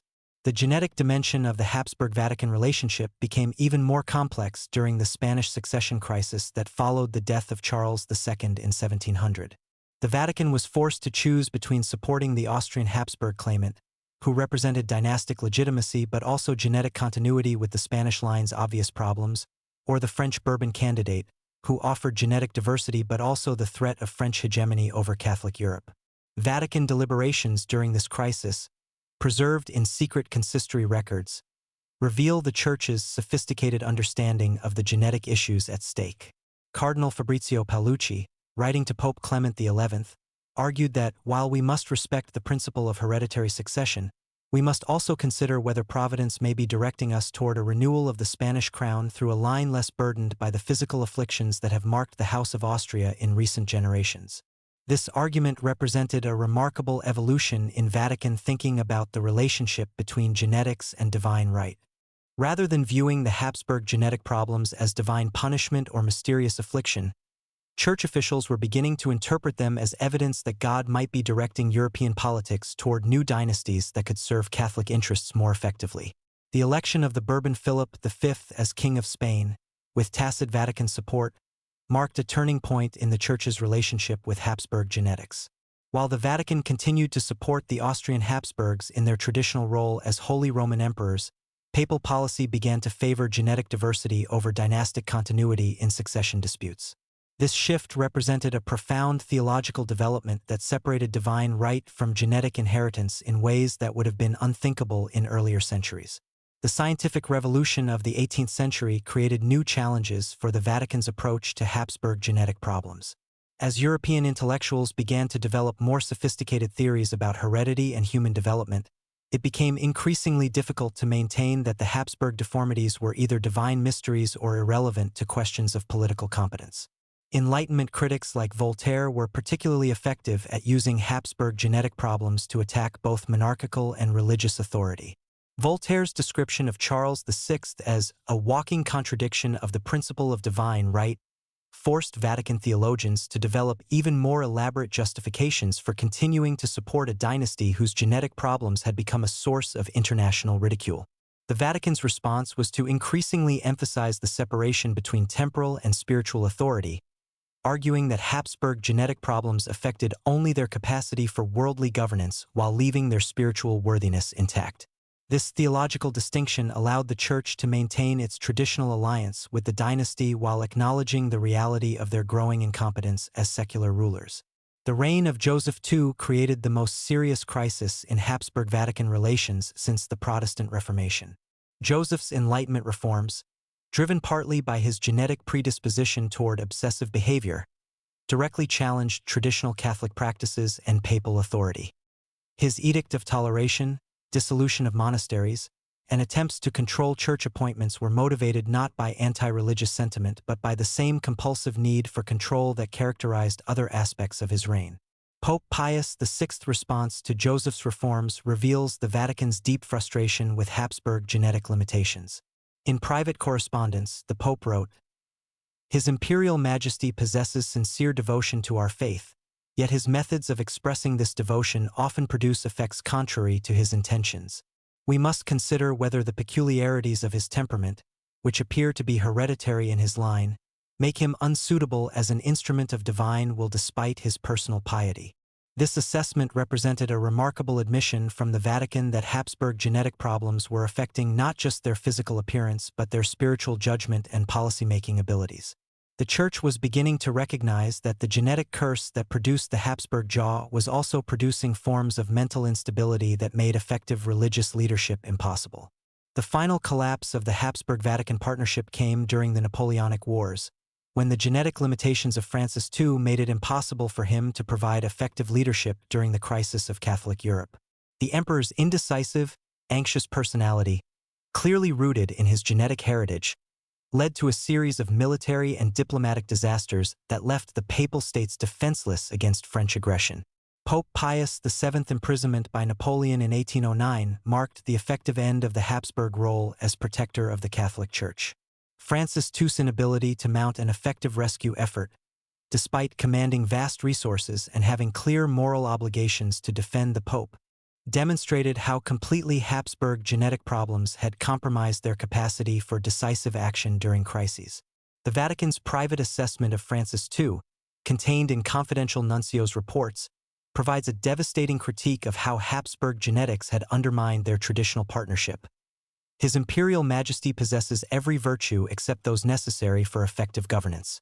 His piety is genuine, his intentions are pure, but his capacity for action has been compromised by the same hereditary afflictions that have marked his family for generations. We can no longer depend upon the House of Austria to provide the temporal sword that our spiritual mission requires. This admission marked the end of a partnership that had shaped European politics for over 2 centuries. The Vatican was forced to acknowledge that the Habsburg genetic curse had made the dynasty unsuitable for their traditional role as secular arm of Catholic authority, even though individual Habsburg rulers remained personally devout and politically sympathetic to church interests. The secret war between the Habsburgs and the Vatican wasn't really a conflict between competing institutions but rather a centuries-long struggle to reconcile political necessity with biological reality. The Church's need for Habsburg support conflicted with growing evidence that the dynasty's genetic problems were making them increasingly unreliable as partners in defending Catholic interests. The solution was a gradual theological evolution that separated divine right from genetic fitness, allowing the Vatican to maintain diplomatic relations with the Habsburgs while quietly seeking alternative sources of secular support for Catholic political objectives. Part 7.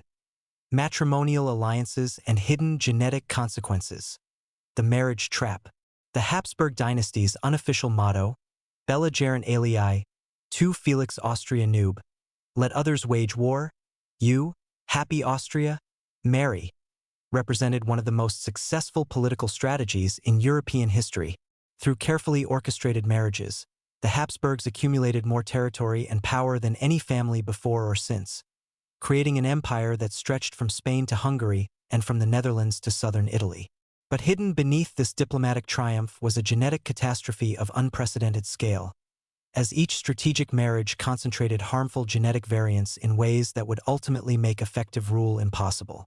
The true genius of the Habsburg marriage strategy lay in its mathematical precision. Unlike other royal families who married primarily for immediate political advantage, the Habsburgs developed a systematic approach that treated marriage as a long-term investment in dynastic power. They mapped the genealogies of European nobility with scientific accuracy, identifying marriage opportunities that would bring territorial gains, defensive alliances, or access to new resources while maintaining what they believed was the purity of their royal bloodline. But this same systematic approach created the perfect conditions for what geneticists now call inbreeding depression, the gradual accumulation of harmful recessive genes that occurs when a population becomes too isolated and begins reproducing within itself. Each successful Habsburg marriage brought political benefits while simultaneously increasing the mathematical probability that future offspring would inherit dangerous combinations of genetic variants. The earliest Habsburg marriages showed no obvious signs of genetic problems because the family's gene pool was still relatively diverse. When Maximilian I married Mary of Burgundy in 1477, the union brought vast territories into Habsburg control while introducing new genetic material from the Burgundian line. Their son Philip the Handsome showed only mild signs of the facial characteristics that would later become the Habsburg trademark, and his political abilities were largely unimpaired by genetic factors. But Philip's marriage to Joanna of Castile in 1496 began the genetic concentration that would ultimately destroy the dynasty. Joanna, who became known as Joanna the Mad, brought not only the Spanish throne into the Habsburg inheritance but also genetic variants that would prove catastrophic when combined with Habsburg traits in subsequent generations. The mathematical precision with which the Habsburgs were engineering their own genetic destruction was remarkable in its unintended efficiency. Modern genetic analysis of the Habsburg family tree reveals the cold logic behind their biological collapse. Each generation saw the coefficient of inbreeding increase as the dynasty married within an ever smaller pool of European royalty. By the time of Charles II of Spain, the final product of this genetic experiment, his coefficient of inbreeding had reached levels that would be considered dangerous even by the standards of isolated animal populations. The hidden genetic consequences of Habsburg marriages began to manifest clearly during the reign of Charles V, whose union with Isabella of Portugal in 1526 was celebrated as a diplomatic masterpiece that strengthened Habsburg control over both Iberian kingdoms. But Isabella was Charles's first cousin, and their marriage concentrated genetic variants from multiple ancestral lines in ways that would prove devastating for their descendants. Charles V himself was still functional despite his pronounced Habsburg jaw and other physical peculiarities, but his son Philip II showed clear signs of increased genetic burden. Philip's multiple marriages, first to Maria Manuela of Portugal, his double first cousin, then to Mary I of England, then to Elizabeth of Valois, and finally to Anna of Austria, his niece, reveal the dynasty's growing desperation to find suitable partners within their increasingly restricted genetic circle.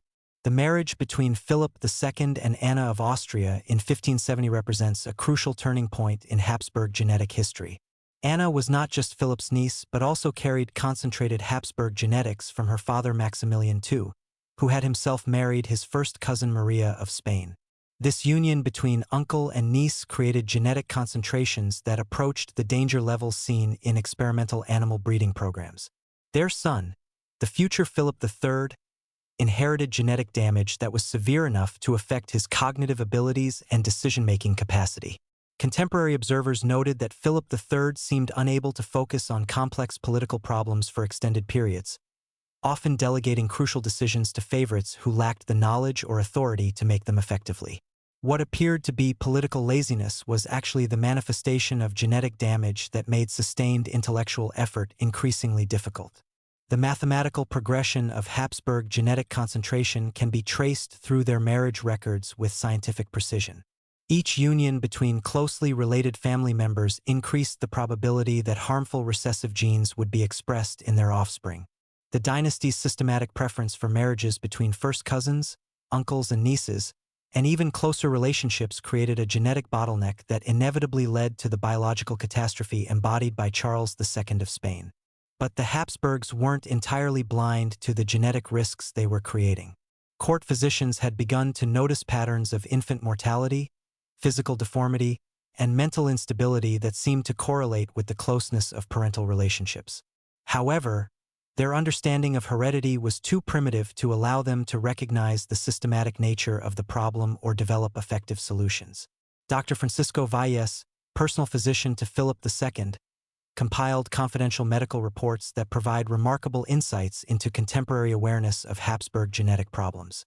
Writing in 1580, he noted, "The royal children of closely related parents seem more prone to weaknesses of constitution and peculiarities of temperament than those born of more distant unions.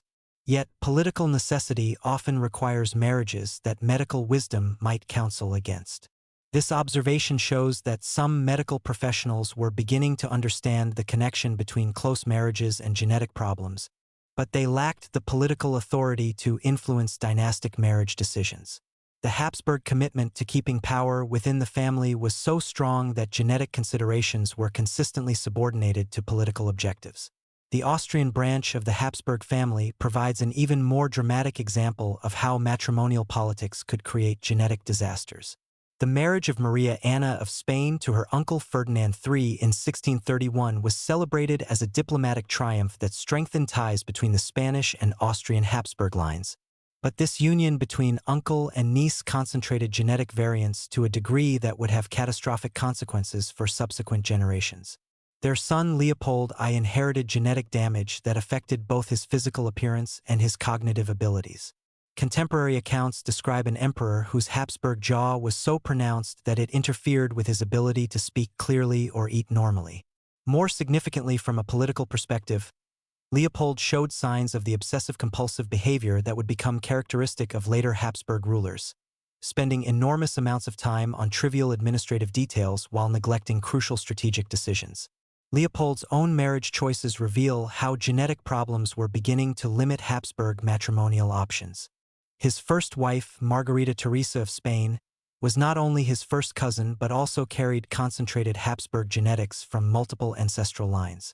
Their marriage, while politically advantageous, created genetic concentrations that made healthy offspring increasingly unlikely. The couple's reproductive history illustrates the hidden costs of Habsburg marriage strategy. Of their 4 children, only one daughter survived to adulthood, and she died young without issue. The pattern of infant mortality, miscarriages, and failed pregnancies that characterized this marriage would be repeated throughout the later Habsburg dynasty as genetic damage made successful reproduction increasingly difficult. Leopold's second marriage to Claudia Felicitas of Tyrol was an attempt to introduce new genetic material into the Habsburg line, but Claudia died young after producing no surviving children. His third marriage to Eleanor Magdalene of Neuburg was more successful reproductively, but their children still carried significant genetic burden that would affect the next generation of Habsburg rulers. The most tragic example of Habsburg matrimonial genetics was the marriage of Charles II of Spain to Marie-Louise d'Orleans in 1679. Marie-Louise was healthy, intelligent, and from a genetically diverse family line that should have provided exactly the kind of genetic rescue that the Spanish Habsburg line desperately needed. But Charles's genetic damage was so severe that the marriage proved impossible to consummate, despite years of attempts and medical interventions. Contemporary medical records, preserved in Spanish archives, document the extraordinary efforts made to enable Charles to produce an heir. Court physicians tried everything from dietary changes and exercise regimens to primitive surgical procedures and magical remedies. The failure of these efforts wasn't due to lack of medical knowledge but to the simple biological reality that Charles's genetic heritage had made normal reproduction impossible. Charles's second marriage to Maria Anna of Neuburg was equally fruitless, despite Maria Anna's proven fertility from her previous marriage. The problem wasn't with Charles's wives, but with genetic damage that had made the Spanish Habsburg line biologically extinct long before Charles's death officially ended the dynasty. The hidden genetic consequences of Habsburg marriages extended beyond just the immediate royal family to affect the entire European aristocracy. The dynasty's marriage strategy had created a web of genetic relationships that connected royal families across the continent, spreading Habsburg genetic variants throughout the European nobility and creating pockets of inbreeding that would have consequences for centuries. The House of Bourbon, which inherited the Spanish throne after Charles II's death, had to deal with the genetic legacy of their Habsburg predecessors. Philip V of Spain, despite being from a genetically diverse French royal line, married Elizabeth Farnese, who carried Habsburg genetics through her Italian noble ancestry. Their descendants would show periodic manifestations of Habsburg-related genetic problems, demonstrating how thoroughly the dynasty's genetic influence had penetrated European royalty. Modern genetic analysis of European royal families reveals the full extent of Habsburg genetic impact. DNA studies of noble families across the continent show evidence of Habsburg genetic variants, often concentrated in regions where the dynasty had arranged strategic marriages centuries earlier. The mathematical precision with which the Habsburgs had scattered their genetic legacy throughout European aristocracy was as systematic as their territorial acquisitions. The psychological impact of genetic problems on Habsburg marriage relationships was profound and well documented in contemporary sources. Couples who had been married for political reasons found themselves dealing not only with the normal challenges of arranged marriages, but also with the additional burden of genetic disabilities that made intimate relationships difficult or impossible. Letters between Habsburg spouses reveal the human cost of genetic deterioration. Philip IV of Spain's correspondence with his wife Elizabeth of France shows a man struggling to maintain a loving relationship with a woman whose genetic heritage made pregnancy dangerous and childbirth often fatal. Their multiple miscarriages and infant deaths created an atmosphere of perpetual grief that poisoned what should have been a politically successful union. The Habsburg marriage strategy also created genetic problems that went beyond physical deformities to affect personality, intelligence, and emotional stability. The dynasty's preference for marriages between close relatives concentrated not just genes for facial structure but also variants affecting brain development and neurological function. This psychological dimension of Habsburg genetics helps explain why so many of their later rulers showed signs of mental illness, obsessive behavior, and cognitive rigidity. The same inbreeding that produced the Habsburg jaw also produced forms of neurological damage that made effective governance increasingly difficult, creating a vicious cycle where genetic problems led to political failures, which led to more restricted marriage options, which led to worse genetic problems. The ultimate irony of the Habsburg marriage strategy was that it succeeded brilliantly in achieving its immediate political objectives while simultaneously destroying the dynasty's long-term viability. Each strategic marriage brought territorial gains and diplomatic advantages that increased Habsburg power in the short term, but the cumulative genetic cost of these unions made it inevitable that the dynasty would eventually produce rulers too damaged to govern effectively. The mathematical precision of this genetic catastrophe is remarkable when viewed from a modern scientific perspective. The Habsburgs had essentially conducted a centuries-long experiment in systematic inbreeding, creating a perfect case study for geneticists studying the effects of population bottlenecks and genetic drift. Their marriage strategy represents one of the most thoroughly documented examples in human history of how political decisions can have unintended biological consequences that persist for generations. The legacy of Habsburg matrimonial genetics extends far beyond the dynasty itself to provide crucial insights into the relationship between political power and biological fitness.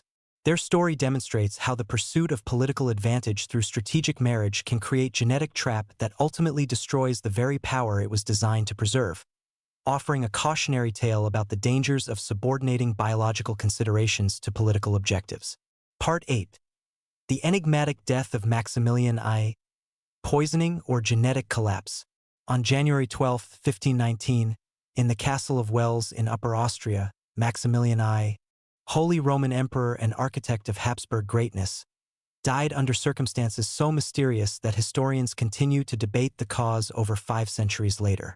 Was the man who had transformed the Habsburgs from minor Austrian nobles into Europe's most powerful dynasty the victim of poisoning by Spanish conspirators, as some contemporaries believed? Or did he succumb to the same genetic weaknesses that would eventually destroy the empire he had built? The answer to this question reveals not only the truth about Maximilian's death, but also the hidden genetic time bomb that was already ticking within the Habsburg bloodline. Maximilian I represents a crucial figure in Habsburg genetic history because he was the last emperor who seemed to possess the full range of human capabilities without obvious impairment from inbreeding. Known as the Last Knight for his romantic medievalism and personal courage in battle, Maximilian was intelligent, charismatic, and politically astute. Yet modern analysis of his medical records and family history suggests that even this apparently healthy Habsburg was already carrying genetic burdens that would prove fatal when combined with the stresses of early 16th century European politics. The emperor's physical appearance, documented in numerous contemporary portraits and detailed written descriptions, shows the first clear manifestation of what would become the Habsburg jaw. Maximilian's lower jaw protruded noticeably beyond his upper jaw, though not to the extreme degree that would characterize his descendants. More significantly, contemporary accounts describe various physical ailments that suggest underlying health problems related to genetic factors that were not yet fully expressed. Court physician Conrad Celtis kept detailed medical records of Maximilian's health during the final years of his reign, and these documents provide crucial insights into the genetic issues that may have contributed to his death. Celtis noted that the emperor suffered from chronic digestive problems, frequent headaches, and episodes of what he called melancholic humor, symptoms that align with modern understanding of genetic disorders affecting metabolism and neurological function. But Maximilian's most significant health problem was a progressive weakness in his cardiovascular system that became increasingly apparent during the final decade of his reign. Contemporary observers noted that the emperor tired easily during long ceremonies, sometimes became short of breath during speeches, and occasionally experienced what appear to have been episodes of cardiac arrhythmia. These symptoms, dismissed at the time as signs of normal aging, may actually have been manifestations of genetic defects affecting heart muscle development and function. The political context surrounding Maximilian's death adds another layer of mystery to the medical evidence. By 1518, the emperor was engaged in complex negotiations to secure the election of his grandson Charles as the next Holy Roman Emperor, a process that involved massive bribes, diplomatic intrigue, and competing claims from French and English candidates. The stakes were enormous. Whoever controlled the imperial throne would dominate European politics for generations to come. Spanish interests were particularly invested in ensuring Charles's election because it would unite the Spanish kingdoms with the Holy Roman Empire under a single ruler, creating a Habsburg superstate that could dominate both Europe and the expanding American colonies. But this same concentration of power created powerful enemies who had strong motives for preventing Charles's election by eliminating his grandfather before the electoral process could be completed. The immediate circumstances of Maximilian's final illness began in December 1518, when he complained of severe abdominal pain during a diplomatic conference in Innsbruck. Contemporary accounts describe symptoms that modern physicians would recognize as consistent with either acute pancreatitis or cardiac episodes, both conditions that can be related to genetic predispositions.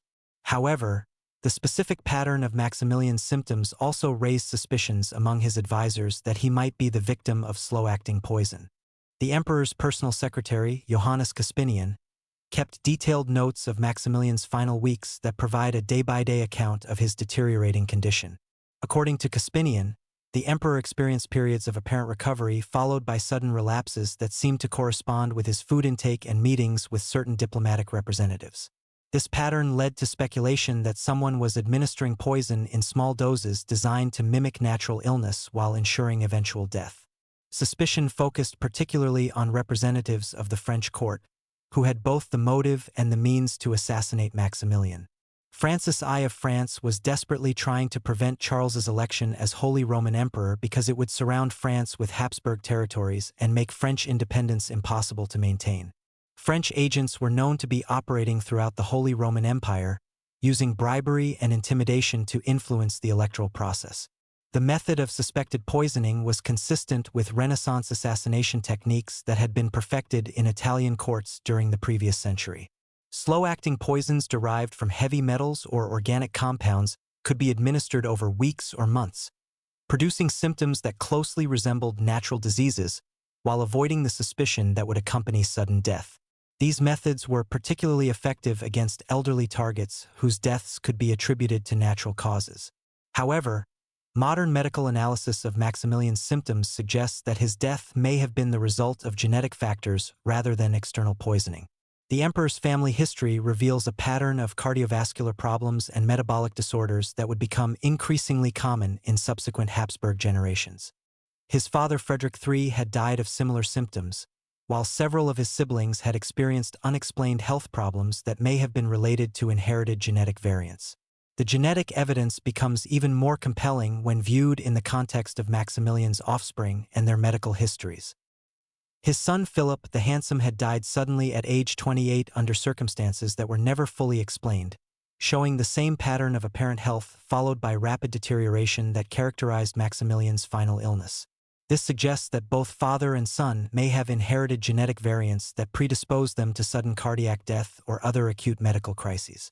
More significantly, Maximilian's genetic legacy would become increasingly apparent in his grandchildren and great-grandchildren, who showed escalating levels of physical deformity and mental instability that could only be explained by systematic inbreeding concentrated around genetic variants that Maximilian himself had carried.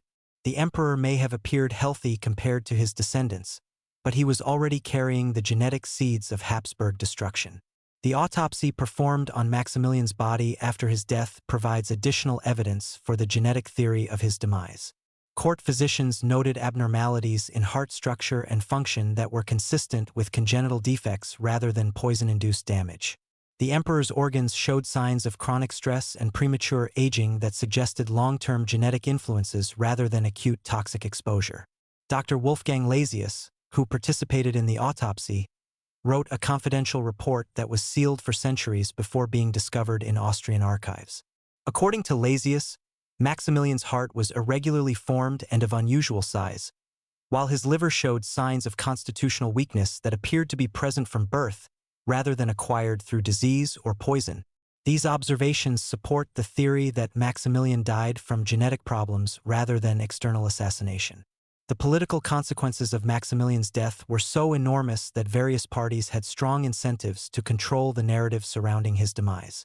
Charles V, who inherited his grandfather's titles and territories, needed to maintain the fiction that Maximilian had died naturally to avoid triggering investigations that might delay or prevent his own election as Holy Roman Emperor. The Spanish court therefore suppressed evidence that might have supported the poisoning theory, even if such evidence existed. Conversely, French interests had reasons to encourage suspicions of natural death because it diverted attention from their own assassination plots while avoiding the diplomatic crisis that would have resulted from proven regicide. The complex web of political interests surrounding Maximilian's death made objective investigation nearly impossible, allowing both genetic and poisoning theories to persist without definitive resolution. The medical technology available in 1519 was simply inadequate to distinguish between death from genetic cardiovascular defects and death from sophisticated poisoning methods. Renaissance physicians could observe symptoms and perform basic autopsies, but they lacked the chemical analysis techniques and genetic knowledge necessary to determine definitively whether Maximilian died from inherited health problems or external toxins. Modern forensic analysis of Maximilian's remains, conducted in the 1970s, provided additional insights into the mystery of his death. Tissue analysis revealed elevated levels of certain minerals that could be consistent with either genetic metabolic disorders or long-term exposure to specific types of poison. However, the degradation of organic material over 5 centuries made it impossible to reach definitive conclusions about the immediate cause of death. Perhaps the most compelling evidence for the genetic theory comes from mathematical analysis of Habsburg family mortality patterns during the 16th and 17th centuries. Statistical studies reveal that male Habsburg rulers had significantly higher rates of sudden death compared to other European royal families, with most fatalities occurring in middle age from cardiovascular or neurological causes.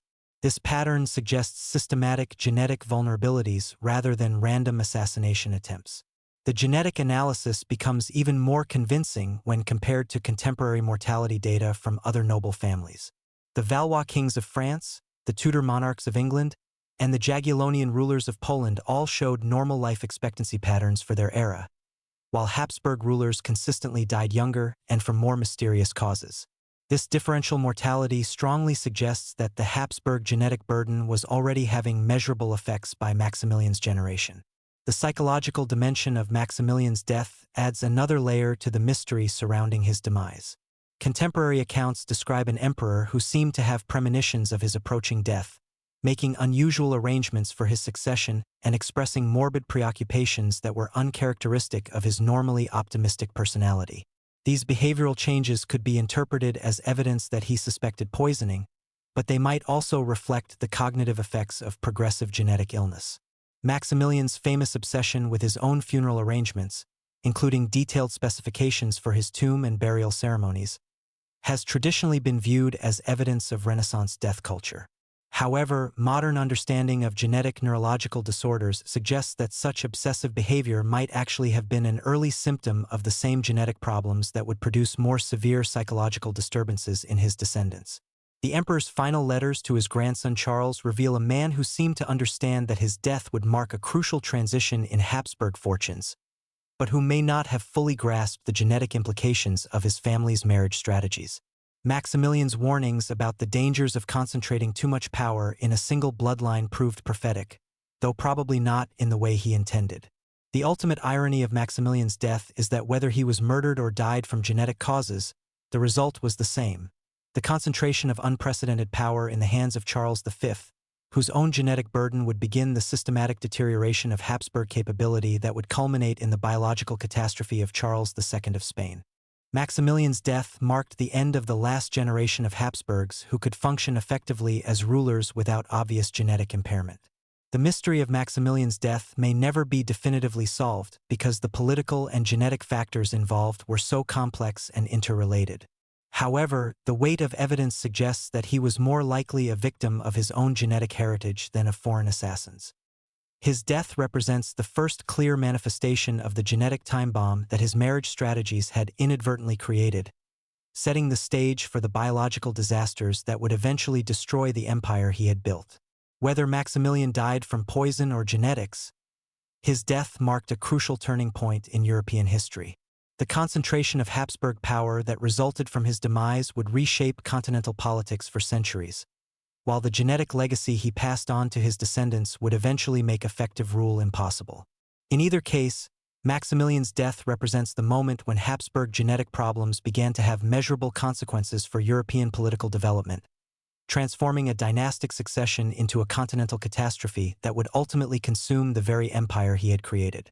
Part 9. Charles VI and the Pragmatic Sanction Crisis.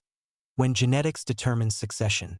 The reign of Charles VI, Holy Roman Emperor from 1711 to 1740, represents one of the most tragic examples in European history of how genetic problems could transform a capable ruler into an unwitting architect of dynastic disaster. Charles's inability to produce a male heir wasn't simply a matter of biological bad luck. It was the inevitable consequence of centuries of Habsburg inbreeding that had systematically compromised the dynasty's reproductive capacity. His desperate attempt to solve this genetic crisis through the Pragmatic Sanction would ultimately trigger the largest European war of the 18th century and mark the beginning of the end for Habsburg hegemony in Europe. Charles VI came to the throne in 1711 as the last male Habsburg of the direct Austrian line, inheriting an empire that stretched from Belgium to the Balkans and from Poland to southern Italy. Contemporary portraits show a man with the characteristic Habsburg facial structure: the protruding jaw, elongated face, and distinctive lip formation that had marked his family for generations. But modern analysis of Charles's medical records reveals that his genetic burden extended far beyond mere physical appearance to encompass reproductive dysfunction that would prove catastrophic for European stability. The emperor's marriage to Elizabeth Christine of Brunswick-Wolfenbüttel in 1708 had been arranged as a political alliance designed to strengthen Habsburg ties with Protestant German princes during the War of the Spanish Succession.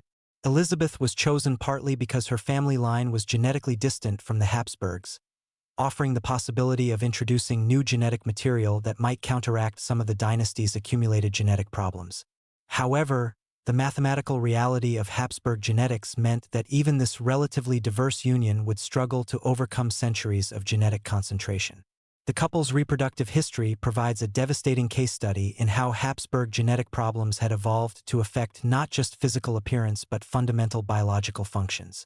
Elizabeth Christine became pregnant multiple times during their marriage, but the pattern of miscarriages, stillbirths, and infant deaths that characterized these pregnancies reveals the extent to which genetic damage was interfering with normal reproduction. Of their 4 confirmed pregnancies, only 2 children survived to adulthood: Maria Theresa and Maria Anna. More significantly, from a genetic perspective, Charles VI proved incapable of producing viable male offspring despite nearly 3 decades of marriage to a fertile woman. This wasn't simply statistical bad luck. Modern analysis of the Habsburg family tree suggests that the accumulated genetic burden from centuries of inbreeding had reached levels that made successful male reproduction increasingly unlikely. The same genetic factors that produced the Habsburg jaw were also affecting chromosomal stability and embryonic development in ways that particularly impacted male offspring. Court physicians were well aware that Charles's reproductive problems went beyond normal variations in fertility. Dr. Gerard van Sweden, the emperor's personal physician, kept confidential medical records that document various attempts to address what he euphemistically called constitutional weaknesses affecting the imperial succession. These treatments, ranging from dietary modifications to primitive hormonal therapies, reveal a sophisticated understanding that Charles's childlessness was related to inherited factors rather than temporary medical conditions. The genetic analysis becomes even more compelling when viewed in the context of Charles's extended family. His brother Joseph I had died in 1711 after producing only daughters, while their cousins in the Spanish Habsburg line had experienced even more dramatic reproductive failures, culminating in the complete extinction of that branch with Charles II of Spain. The pattern of male infertility across multiple Habsburg lines suggests systematic genetic problems rather than isolated medical issues.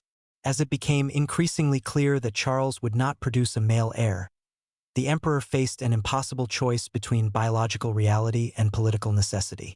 Traditional Habsburg succession law required that the throne pass to the nearest male relative, which would have meant transferring power to more distant cousins whose genetic inheritance was equally compromised. The alternative was to change the succession laws to allow his daughter Maria Theresa to inherit, but this required unprecedented diplomatic negotiations to gain acceptance from other European powers. Charles's response was the Pragmatic Sanction of 1713, a legal document that fundamentally altered Habsburg succession law to allow female inheritance when no male heirs were available. On the surface, this seemed like a reasonable solution to a temporary problem. But the deeper reality was that Charles was attempting to use legal mechanisms to solve a genetic crisis that had been centuries in the making, and the biological problems that prevented him from producing male heirs would inevitably affect his daughter's ability to maintain effective rule over the vast Habsburg territories. The negotiation of international acceptance for the Pragmatic Sanction consumed the final decades of Charles's reign and revealed how completely Habsburg genetic problems had compromised the dynasty's political position. European powers were willing to accept Maria Theresa's succession only in exchange for enormous concessions that significantly reduced Habsburg power and influence. France, Prussia, and other rivals recognized that the Habsburg genetic crisis created an opportunity to diminish their most powerful competitor. The most tragic aspect of Charles's situation was his own awareness of the genetic dimensions of his dynastic crisis. Private letters to Maria Theresa reveal an emperor who understood that his reproductive failures were related to inherited factors and who worried constantly about what genetic legacy he was passing on to his daughter. His famous deathbed advice to Maria Theresa, "Be just and clement. It is by goodness more than by severity that you will reign over hearts," reflected his recognition that she would need to compensate for inherited weaknesses through superior political skill. Contemporary medical analysis of Maria Theresa's own health provides additional evidence for the genetic theory of Habsburg reproductive problems. Despite her later success as a ruler, Maria Theresa experienced significant reproductive challenges during her childbearing years, including multiple miscarriages and several children who died in infancy. Her medical records document the same pattern of pregnancy complications that had characterized her parents' marriage, suggesting that the genetic problems were being transmitted to the next generation despite the introduction of new genetic material from her father's marriage. The War of the Austrian Succession that erupted immediately after Charles VI's death in 1740 was fundamentally a conflict about genetic fitness disguised as a dispute over legal succession. Frederick the Great of Prussia and other European powers weren't simply opportunistically attacking a weakened Habsburg position. They were responding to their recognition that the dynasty's genetic problems made effective rule increasingly unlikely. The speed with which multiple powers moved to dismember the Habsburg inheritance suggests that Charles's reproductive failures had been closely monitored by foreign intelligence services. The genetic dimension of the succession crisis becomes even more apparent when examining the specific territorial claims made by various powers during the conflict. Frederick's seizure of Silesia, the French occupation of Bohemia, and the Spanish attacks on Habsburg territories in Italy all targeted regions where local populations had already begun to question Habsburg legitimacy due to the dynasty's visible genetic problems. These weren't random military opportunism but carefully calculated strikes against Habsburg vulnerabilities. Maria Theresa's ultimate success in preserving most of her inheritance despite these challenges demonstrates the complex relationship between genetic fitness and political effectiveness. While she inherited significant genetic burden from her Habsburg ancestry, she also possessed enough genetic diversity from her mother's line to avoid the most severe forms of dysfunction that had characterized other family members. Her ability to marry successfully, produce viable heirs, and maintain effective rule throughout a long reign suggests that the Habsburg genetic crisis, while severe, was not yet complete.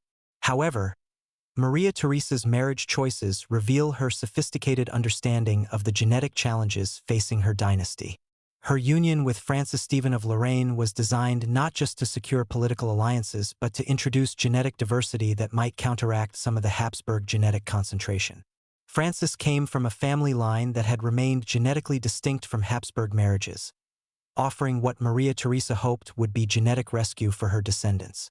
The success of this genetic strategy can be measured in the relative health and capability of Maria Theresa's children compared to earlier Habsburg generations. While some still showed signs of genetic burden, particularly in terms of physical appearance and psychological stability, the overall level of dysfunction was significantly reduced compared to the Spanish Habsburg line that had ended with Charles II. This demonstrates that genetic rescue was possible, but only through conscious effort to introduce new genetic material from unrelated family lines. The mathematical analysis of Habsburg genetics during Charles VI's reign reveals the precise mechanisms through which the dynasty's marriage strategy had created reproductive crisis. The coefficient of inbreeding in Charles's immediate ancestry had reached levels that would be considered dangerous even in carefully managed animal breeding programs. The probability of successful male reproduction in such circumstances was statistically very low, making Charles's childlessness mathematically predictable rather than medically mysterious. Modern genetic analysis also explains why the Habsburg reproductive crisis particularly affected male offspring. The genetic variants responsible for the Habsburg jaw and related developmental abnormalities appear to have been linked to sex chromosomes in a way that made males more vulnerable to lethal combinations of harmful alleles. This would explain why Habsburg women like Maria Theresa could sometimes overcome their genetic burden while males in the same family lines experienced higher rates of infant mortality and reproductive failure. The economic consequences of Charles VI's genetic crisis were enormous but often overlooked by traditional historical analysis. The emperor spent vast sums attempting to secure international recognition for the Pragmatic Sanction, resources that could have been used for military modernization or economic development. The diplomatic concessions required to gain acceptance for female succession weakened Habsburg bargaining position in trade negotiations and territorial disputes, creating long-term economic disadvantages that would persist for generations. Perhaps most significantly, the uncertainty surrounding Habsburg succession during Charles's final years created investment and trade patterns that diverted economic activity away from Habsburg territories toward more stable political environments. Merchants and bankers began to hedge against potential Habsburg collapse by diversifying their activities into French, English, and Prussian markets, creating economic momentum that would continue even after Maria Theresa successfully consolidated her rule. The psychological impact of the succession crisis on Charles VI himself provides another window into the human cost of Habsburg genetic problems. Contemporary accounts describe an emperor who became increasingly obsessed with his dynastic responsibilities as his reproductive failures became apparent. His famous attention to minute details of court ceremonial and administrative procedure may have been partly an attempt to compensate for his biological inability to fulfill what he saw as his primary duty as emperor, producing a male heir to continue the dynasty.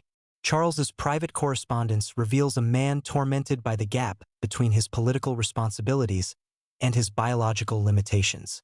His letters to trusted advisors show deep anxiety about the genetic legacy he was passing on to his daughter and genuine fear that the Habsburg dynasty might not survive his death.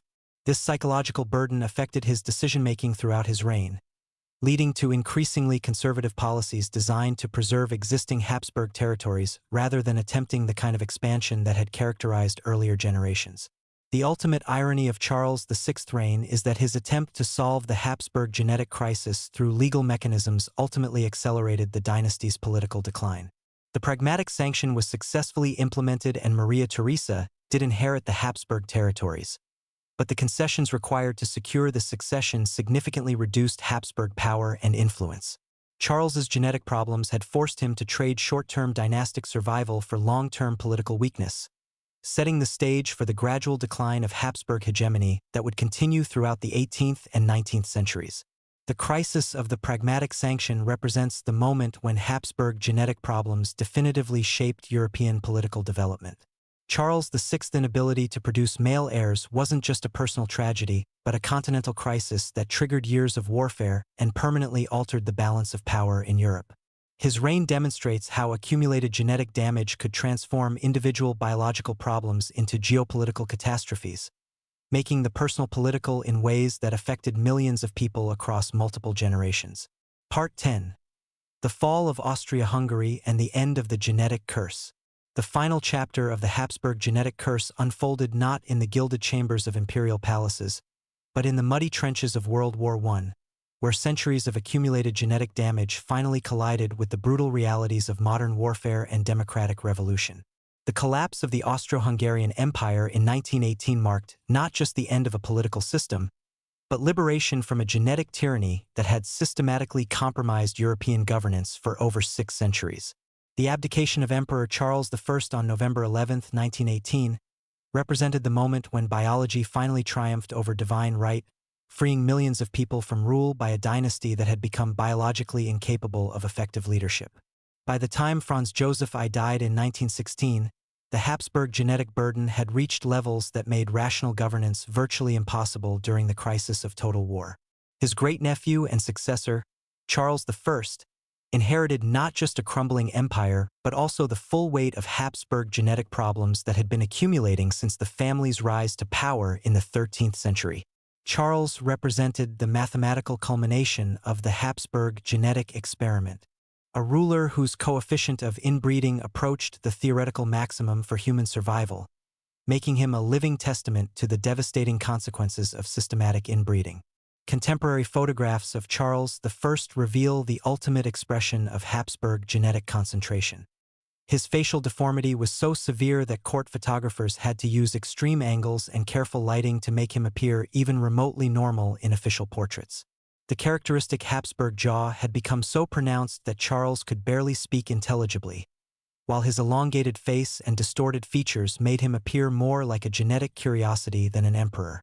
But the visible deformities were only the surface manifestation of genetic damage that extended throughout his neurological and physiological systems. Modern analysis of Charles I's medical records, preserved in the Austrian state archives, reveals the full extent of his genetic burden. He suffered from chronic health problems including severe digestive disorders, cardiovascular abnormalities, and neurological symptoms that significantly impaired his cognitive function. Court physicians noted that the emperor had difficulty concentrating for extended periods, often forgot important information within hours of receiving it, and showed signs of the obsessive-compulsive behavior that had characterized other Habsburg rulers. Perhaps most significantly from a political perspective, Charles I exhibited classic symptoms of what modern medicine would recognize as autism spectrum disorder, combined with severe anxiety and depression that made effective decision-making nearly impossible during the crisis of World War I. His inability to process complex social and political information, his rigid adherence to formal protocols even when circumstances demanded flexibility, and his emotional meltdowns during stressful situations all reflected genetic damage that had accumulated over centuries of Habsburg inbreeding. The emperor's attempts to negotiate a separate peace with the Allies in 1917 illustrate how his genetic limitations compromised his ability to function as a political leader. Charles understood intellectually that Austria-Hungary could not win the war, but his neurological damage made it impossible for him to develop coherent strategies for extricating his empire from the conflict. His secret negotiations were characterized by the same kind of procedural obsessiveness and emotional instability that had marked Habsburg decision-making for generations, ultimately achieving nothing except to further alienate his German allies. The genetic dimension of Habsburg decline becomes even more apparent when examining the broader pattern of leadership failure throughout the Austro-Hungarian government during World War I. The empire's political and military elite had been selected for generations based partly on their loyalty to the Habsburg Dynasty and their willingness to accommodate the emperor's genetic limitations. This created a system where incompetence was rewarded and independent thinking was discouraged, making effective adaptation to wartime conditions virtually impossible. The collapse of Habsburg authority during 1918 followed a pattern that had been centuries in the making. As Charles I's genetic limitations became apparent to both his subjects and his enemies, the legitimacy that had sustained Habsburg rule for 600 years simply evaporated. The various ethnic groups within the empire began to question why they should accept rule by a dynasty that was so obviously unfit to govern, while Allied powers recognized that Habsburg genetic problems created opportunities to reshape the map of Central Europe. The speed with which the Austro-Hungarian Empire disintegrated after Franz Joseph's death demonstrates how completely Habsburg genetic problems had undermined the dynasty's political foundation. Within 2 years, an empire that had seemed stable and permanent had fragmented into a dozen independent nations, with former Habsburg subjects eagerly rejecting association with a dynasty that had become synonymous with genetic dysfunction and political incompetence. Charles I's abdication proclamation, issued on November 11, 1918, represents one of the most psychologically revealing documents in European history. Rather than accepting responsibility for the military and political disasters that had destroyed his empire, Charles blamed external forces and refused to formally abdicate, instead declaring that he was stepping aside from governmental affairs. This inability to acknowledge reality reflected the same cognitive rigidity that had characterized Habsburg rulers for generations, demonstrating how genetic damage had made even basic self-awareness impossible. The mathematical precision of Habsburg genetic decline can be traced through scientific analysis of the dynasty's family tree and the correlation between inbreeding coefficients and political effectiveness. By Charles I's generation, the accumulated genetic burden had reached levels that made normal human function extremely difficult, while the specific combination of genetic variants he inherited created neurological and physiological problems that were incompatible with effective leadership during times of crisis. Modern genetic analysis reveals that Charles I's DNA contained harmful variants from virtually every line of Habsburg ancestry, creating a genetic profile that would be considered medically significant even by contemporary standards. The same mathematical precision that had allowed the Habsburgs to accumulate political power through strategic marriages had ultimately concentrated enough genetic damage to make governance impossible, creating a biological imperative for political change that no amount of traditional authority could overcome. The liberation of Europe from Habsburg genetic tyranny had consequences that extended far beyond the immediate collapse of the Austro-Hungarian Empire. The new nations that emerged from Habsburg territories were able to select leaders based on competence rather than heredity, creating more effective governments that could adapt to the challenges of the modern world. The contrast between Habsburg genetic dysfunction and the capabilities of democratically selected leaders provided a powerful demonstration of the advantages of merit-based governance over hereditary rule. The scientific revolution that followed World War I allowed researchers to study the Habsburg genetic experiment with unprecedented precision, providing crucial insights into the relationship between inbreeding and human health. The dynasty's family tree became a classic case study in genetics textbooks, while their medical records provided evidence for theories about the inheritance of complex traits and the effects of population bottlenecks on human development. Perhaps most importantly, the Habsburg genetic disaster provided compelling evidence for democratic arguments against hereditary monarchy. The visible contrast between the genetic dysfunction of European royal families and the capabilities of democratically elected leaders made it increasingly difficult to maintain that certain bloodlines were inherently superior or divinely chosen to rule. The collapse of the Habsburg Empire marked the beginning of the end for the entire concept of hereditary political authority in Europe. The psychological impact of liberation from Habsburg rule was enormous for the millions of people who had been subjected to governance by genetically compromised rulers. Former Habsburg subjects reported feelings of relief and optimism as they realized that their political destinies were no longer tied to the biological lottery of royal reproduction. The establishment of democratic institutions in former Habsburg territories allowed these populations to experience effective governance for the first time in centuries. The economic consequences of ending Habsburg genetic rule were equally dramatic. The new nations that emerged from the empire's collapse were able to implement rational economic policies based on evidence and analysis rather than the whims of genetically damaged rulers. Trade patterns, investment decisions, and development strategies could now be made by competent administrators rather than emperors whose cognitive limitations made effective economic planning impossible. The cultural renaissance that followed the end of Habsburg rule demonstrates how thoroughly genetic dysfunction had stifled intellectual and artistic development throughout the empire. Once freed from the deadening influence of a court culture designed to accommodate genetic limitations, former Habsburg territories experienced explosions of creativity in literature, music, art, and science that had been suppressed for generations by the dynasty's neurological rigidity. The ultimate irony of the Habsburg genetic experiment is that it succeeded brilliantly in achieving its original objectives while simultaneously creating the conditions for its own destruction. The dynasty's marriage strategy allowed them to accumulate more territory and power than any European family before or since, but the genetic concentration required to achieve this success ultimately made effective governance impossible. The same biological mechanisms that had built the Habsburg Empire eventually destroyed it with mathematical precision. The lesson of the Habsburg genetic curse extends far beyond European history to provide crucial insights into the relationship between biology and politics in human societies. Their story demonstrates how political systems that concentrate power in the hands of genetically related individuals create selection pressures that favor reproduction over competence, ultimately leading to leadership that becomes increasingly unfit for the responsibilities it inherits. Modern democratic institutions can be understood partly as evolutionary responses to the Habsburg genetic disaster, designed to prevent the concentration of power in ways that allow genetic factors to override competence in leadership selection. The principles of regular elections, term limits, and merit-based civil service all serve to ensure that political authority remains tied to capability rather than heredity, preventing the kind of genetic accumulation that destroyed the Habsburg dynasty. The scientific analysis of Habsburg genetics also provides important insights for modern medicine and genetic counseling. Their family tree represents one of the most thoroughly documented examples of human inbreeding depression, providing evidence for theories about genetic load, population bottlenecks, and the inheritance of complex traits that continues to inform medical practice today. As we conclude this exploration of the Habsburg genetic curse, it's important to recognize that their story isn't just about one family's biological problems, but about the broader human struggle to create political systems that serve the needs of governed populations rather than the genetic interests of ruling elites.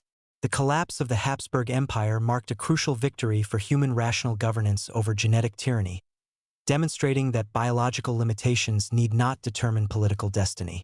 The Habsburg jaw, which began as a minor facial irregularity in Frederick III, had evolved over 6 centuries into a symbol of genetic dysfunction so complete that it made effective rule impossible. But the end of Habsburg power also marked the beginning of a new chapter in human political development, where leadership could be based on competence rather than genetics, and where the biological lottery of birth need not determine the political fate of nations. The curse that had haunted European politics for over 600 years was finally broken not by supernatural intervention but by the simple recognition that genetic fitness and political capability were fundamentally different qualities that needed to be evaluated separately. The liberation of Europe from Habsburg genetic tyranny represents one of humanity's greatest victories over the arbitrary authority of hereditary privilege, proving that democracy and merit-based governance could provide superior alternatives to rule by genetically compromised dynasties. In the end, the Habsburg genetic curse serves as both a cautionary tale about the dangers of concentrated power and a testament to humanity's capacity for political evolution. Their rise and fall demonstrates that no political system, however ancient or apparently stable, can survive indefinitely if it fails to adapt to changing biological and social realities. The collapse of the Habsburg Empire marked not just the end of a dynasty, but the triumph of rational governance over genetic determinism, freeing millions of people to create political systems based on human capability rather than hereditary accident.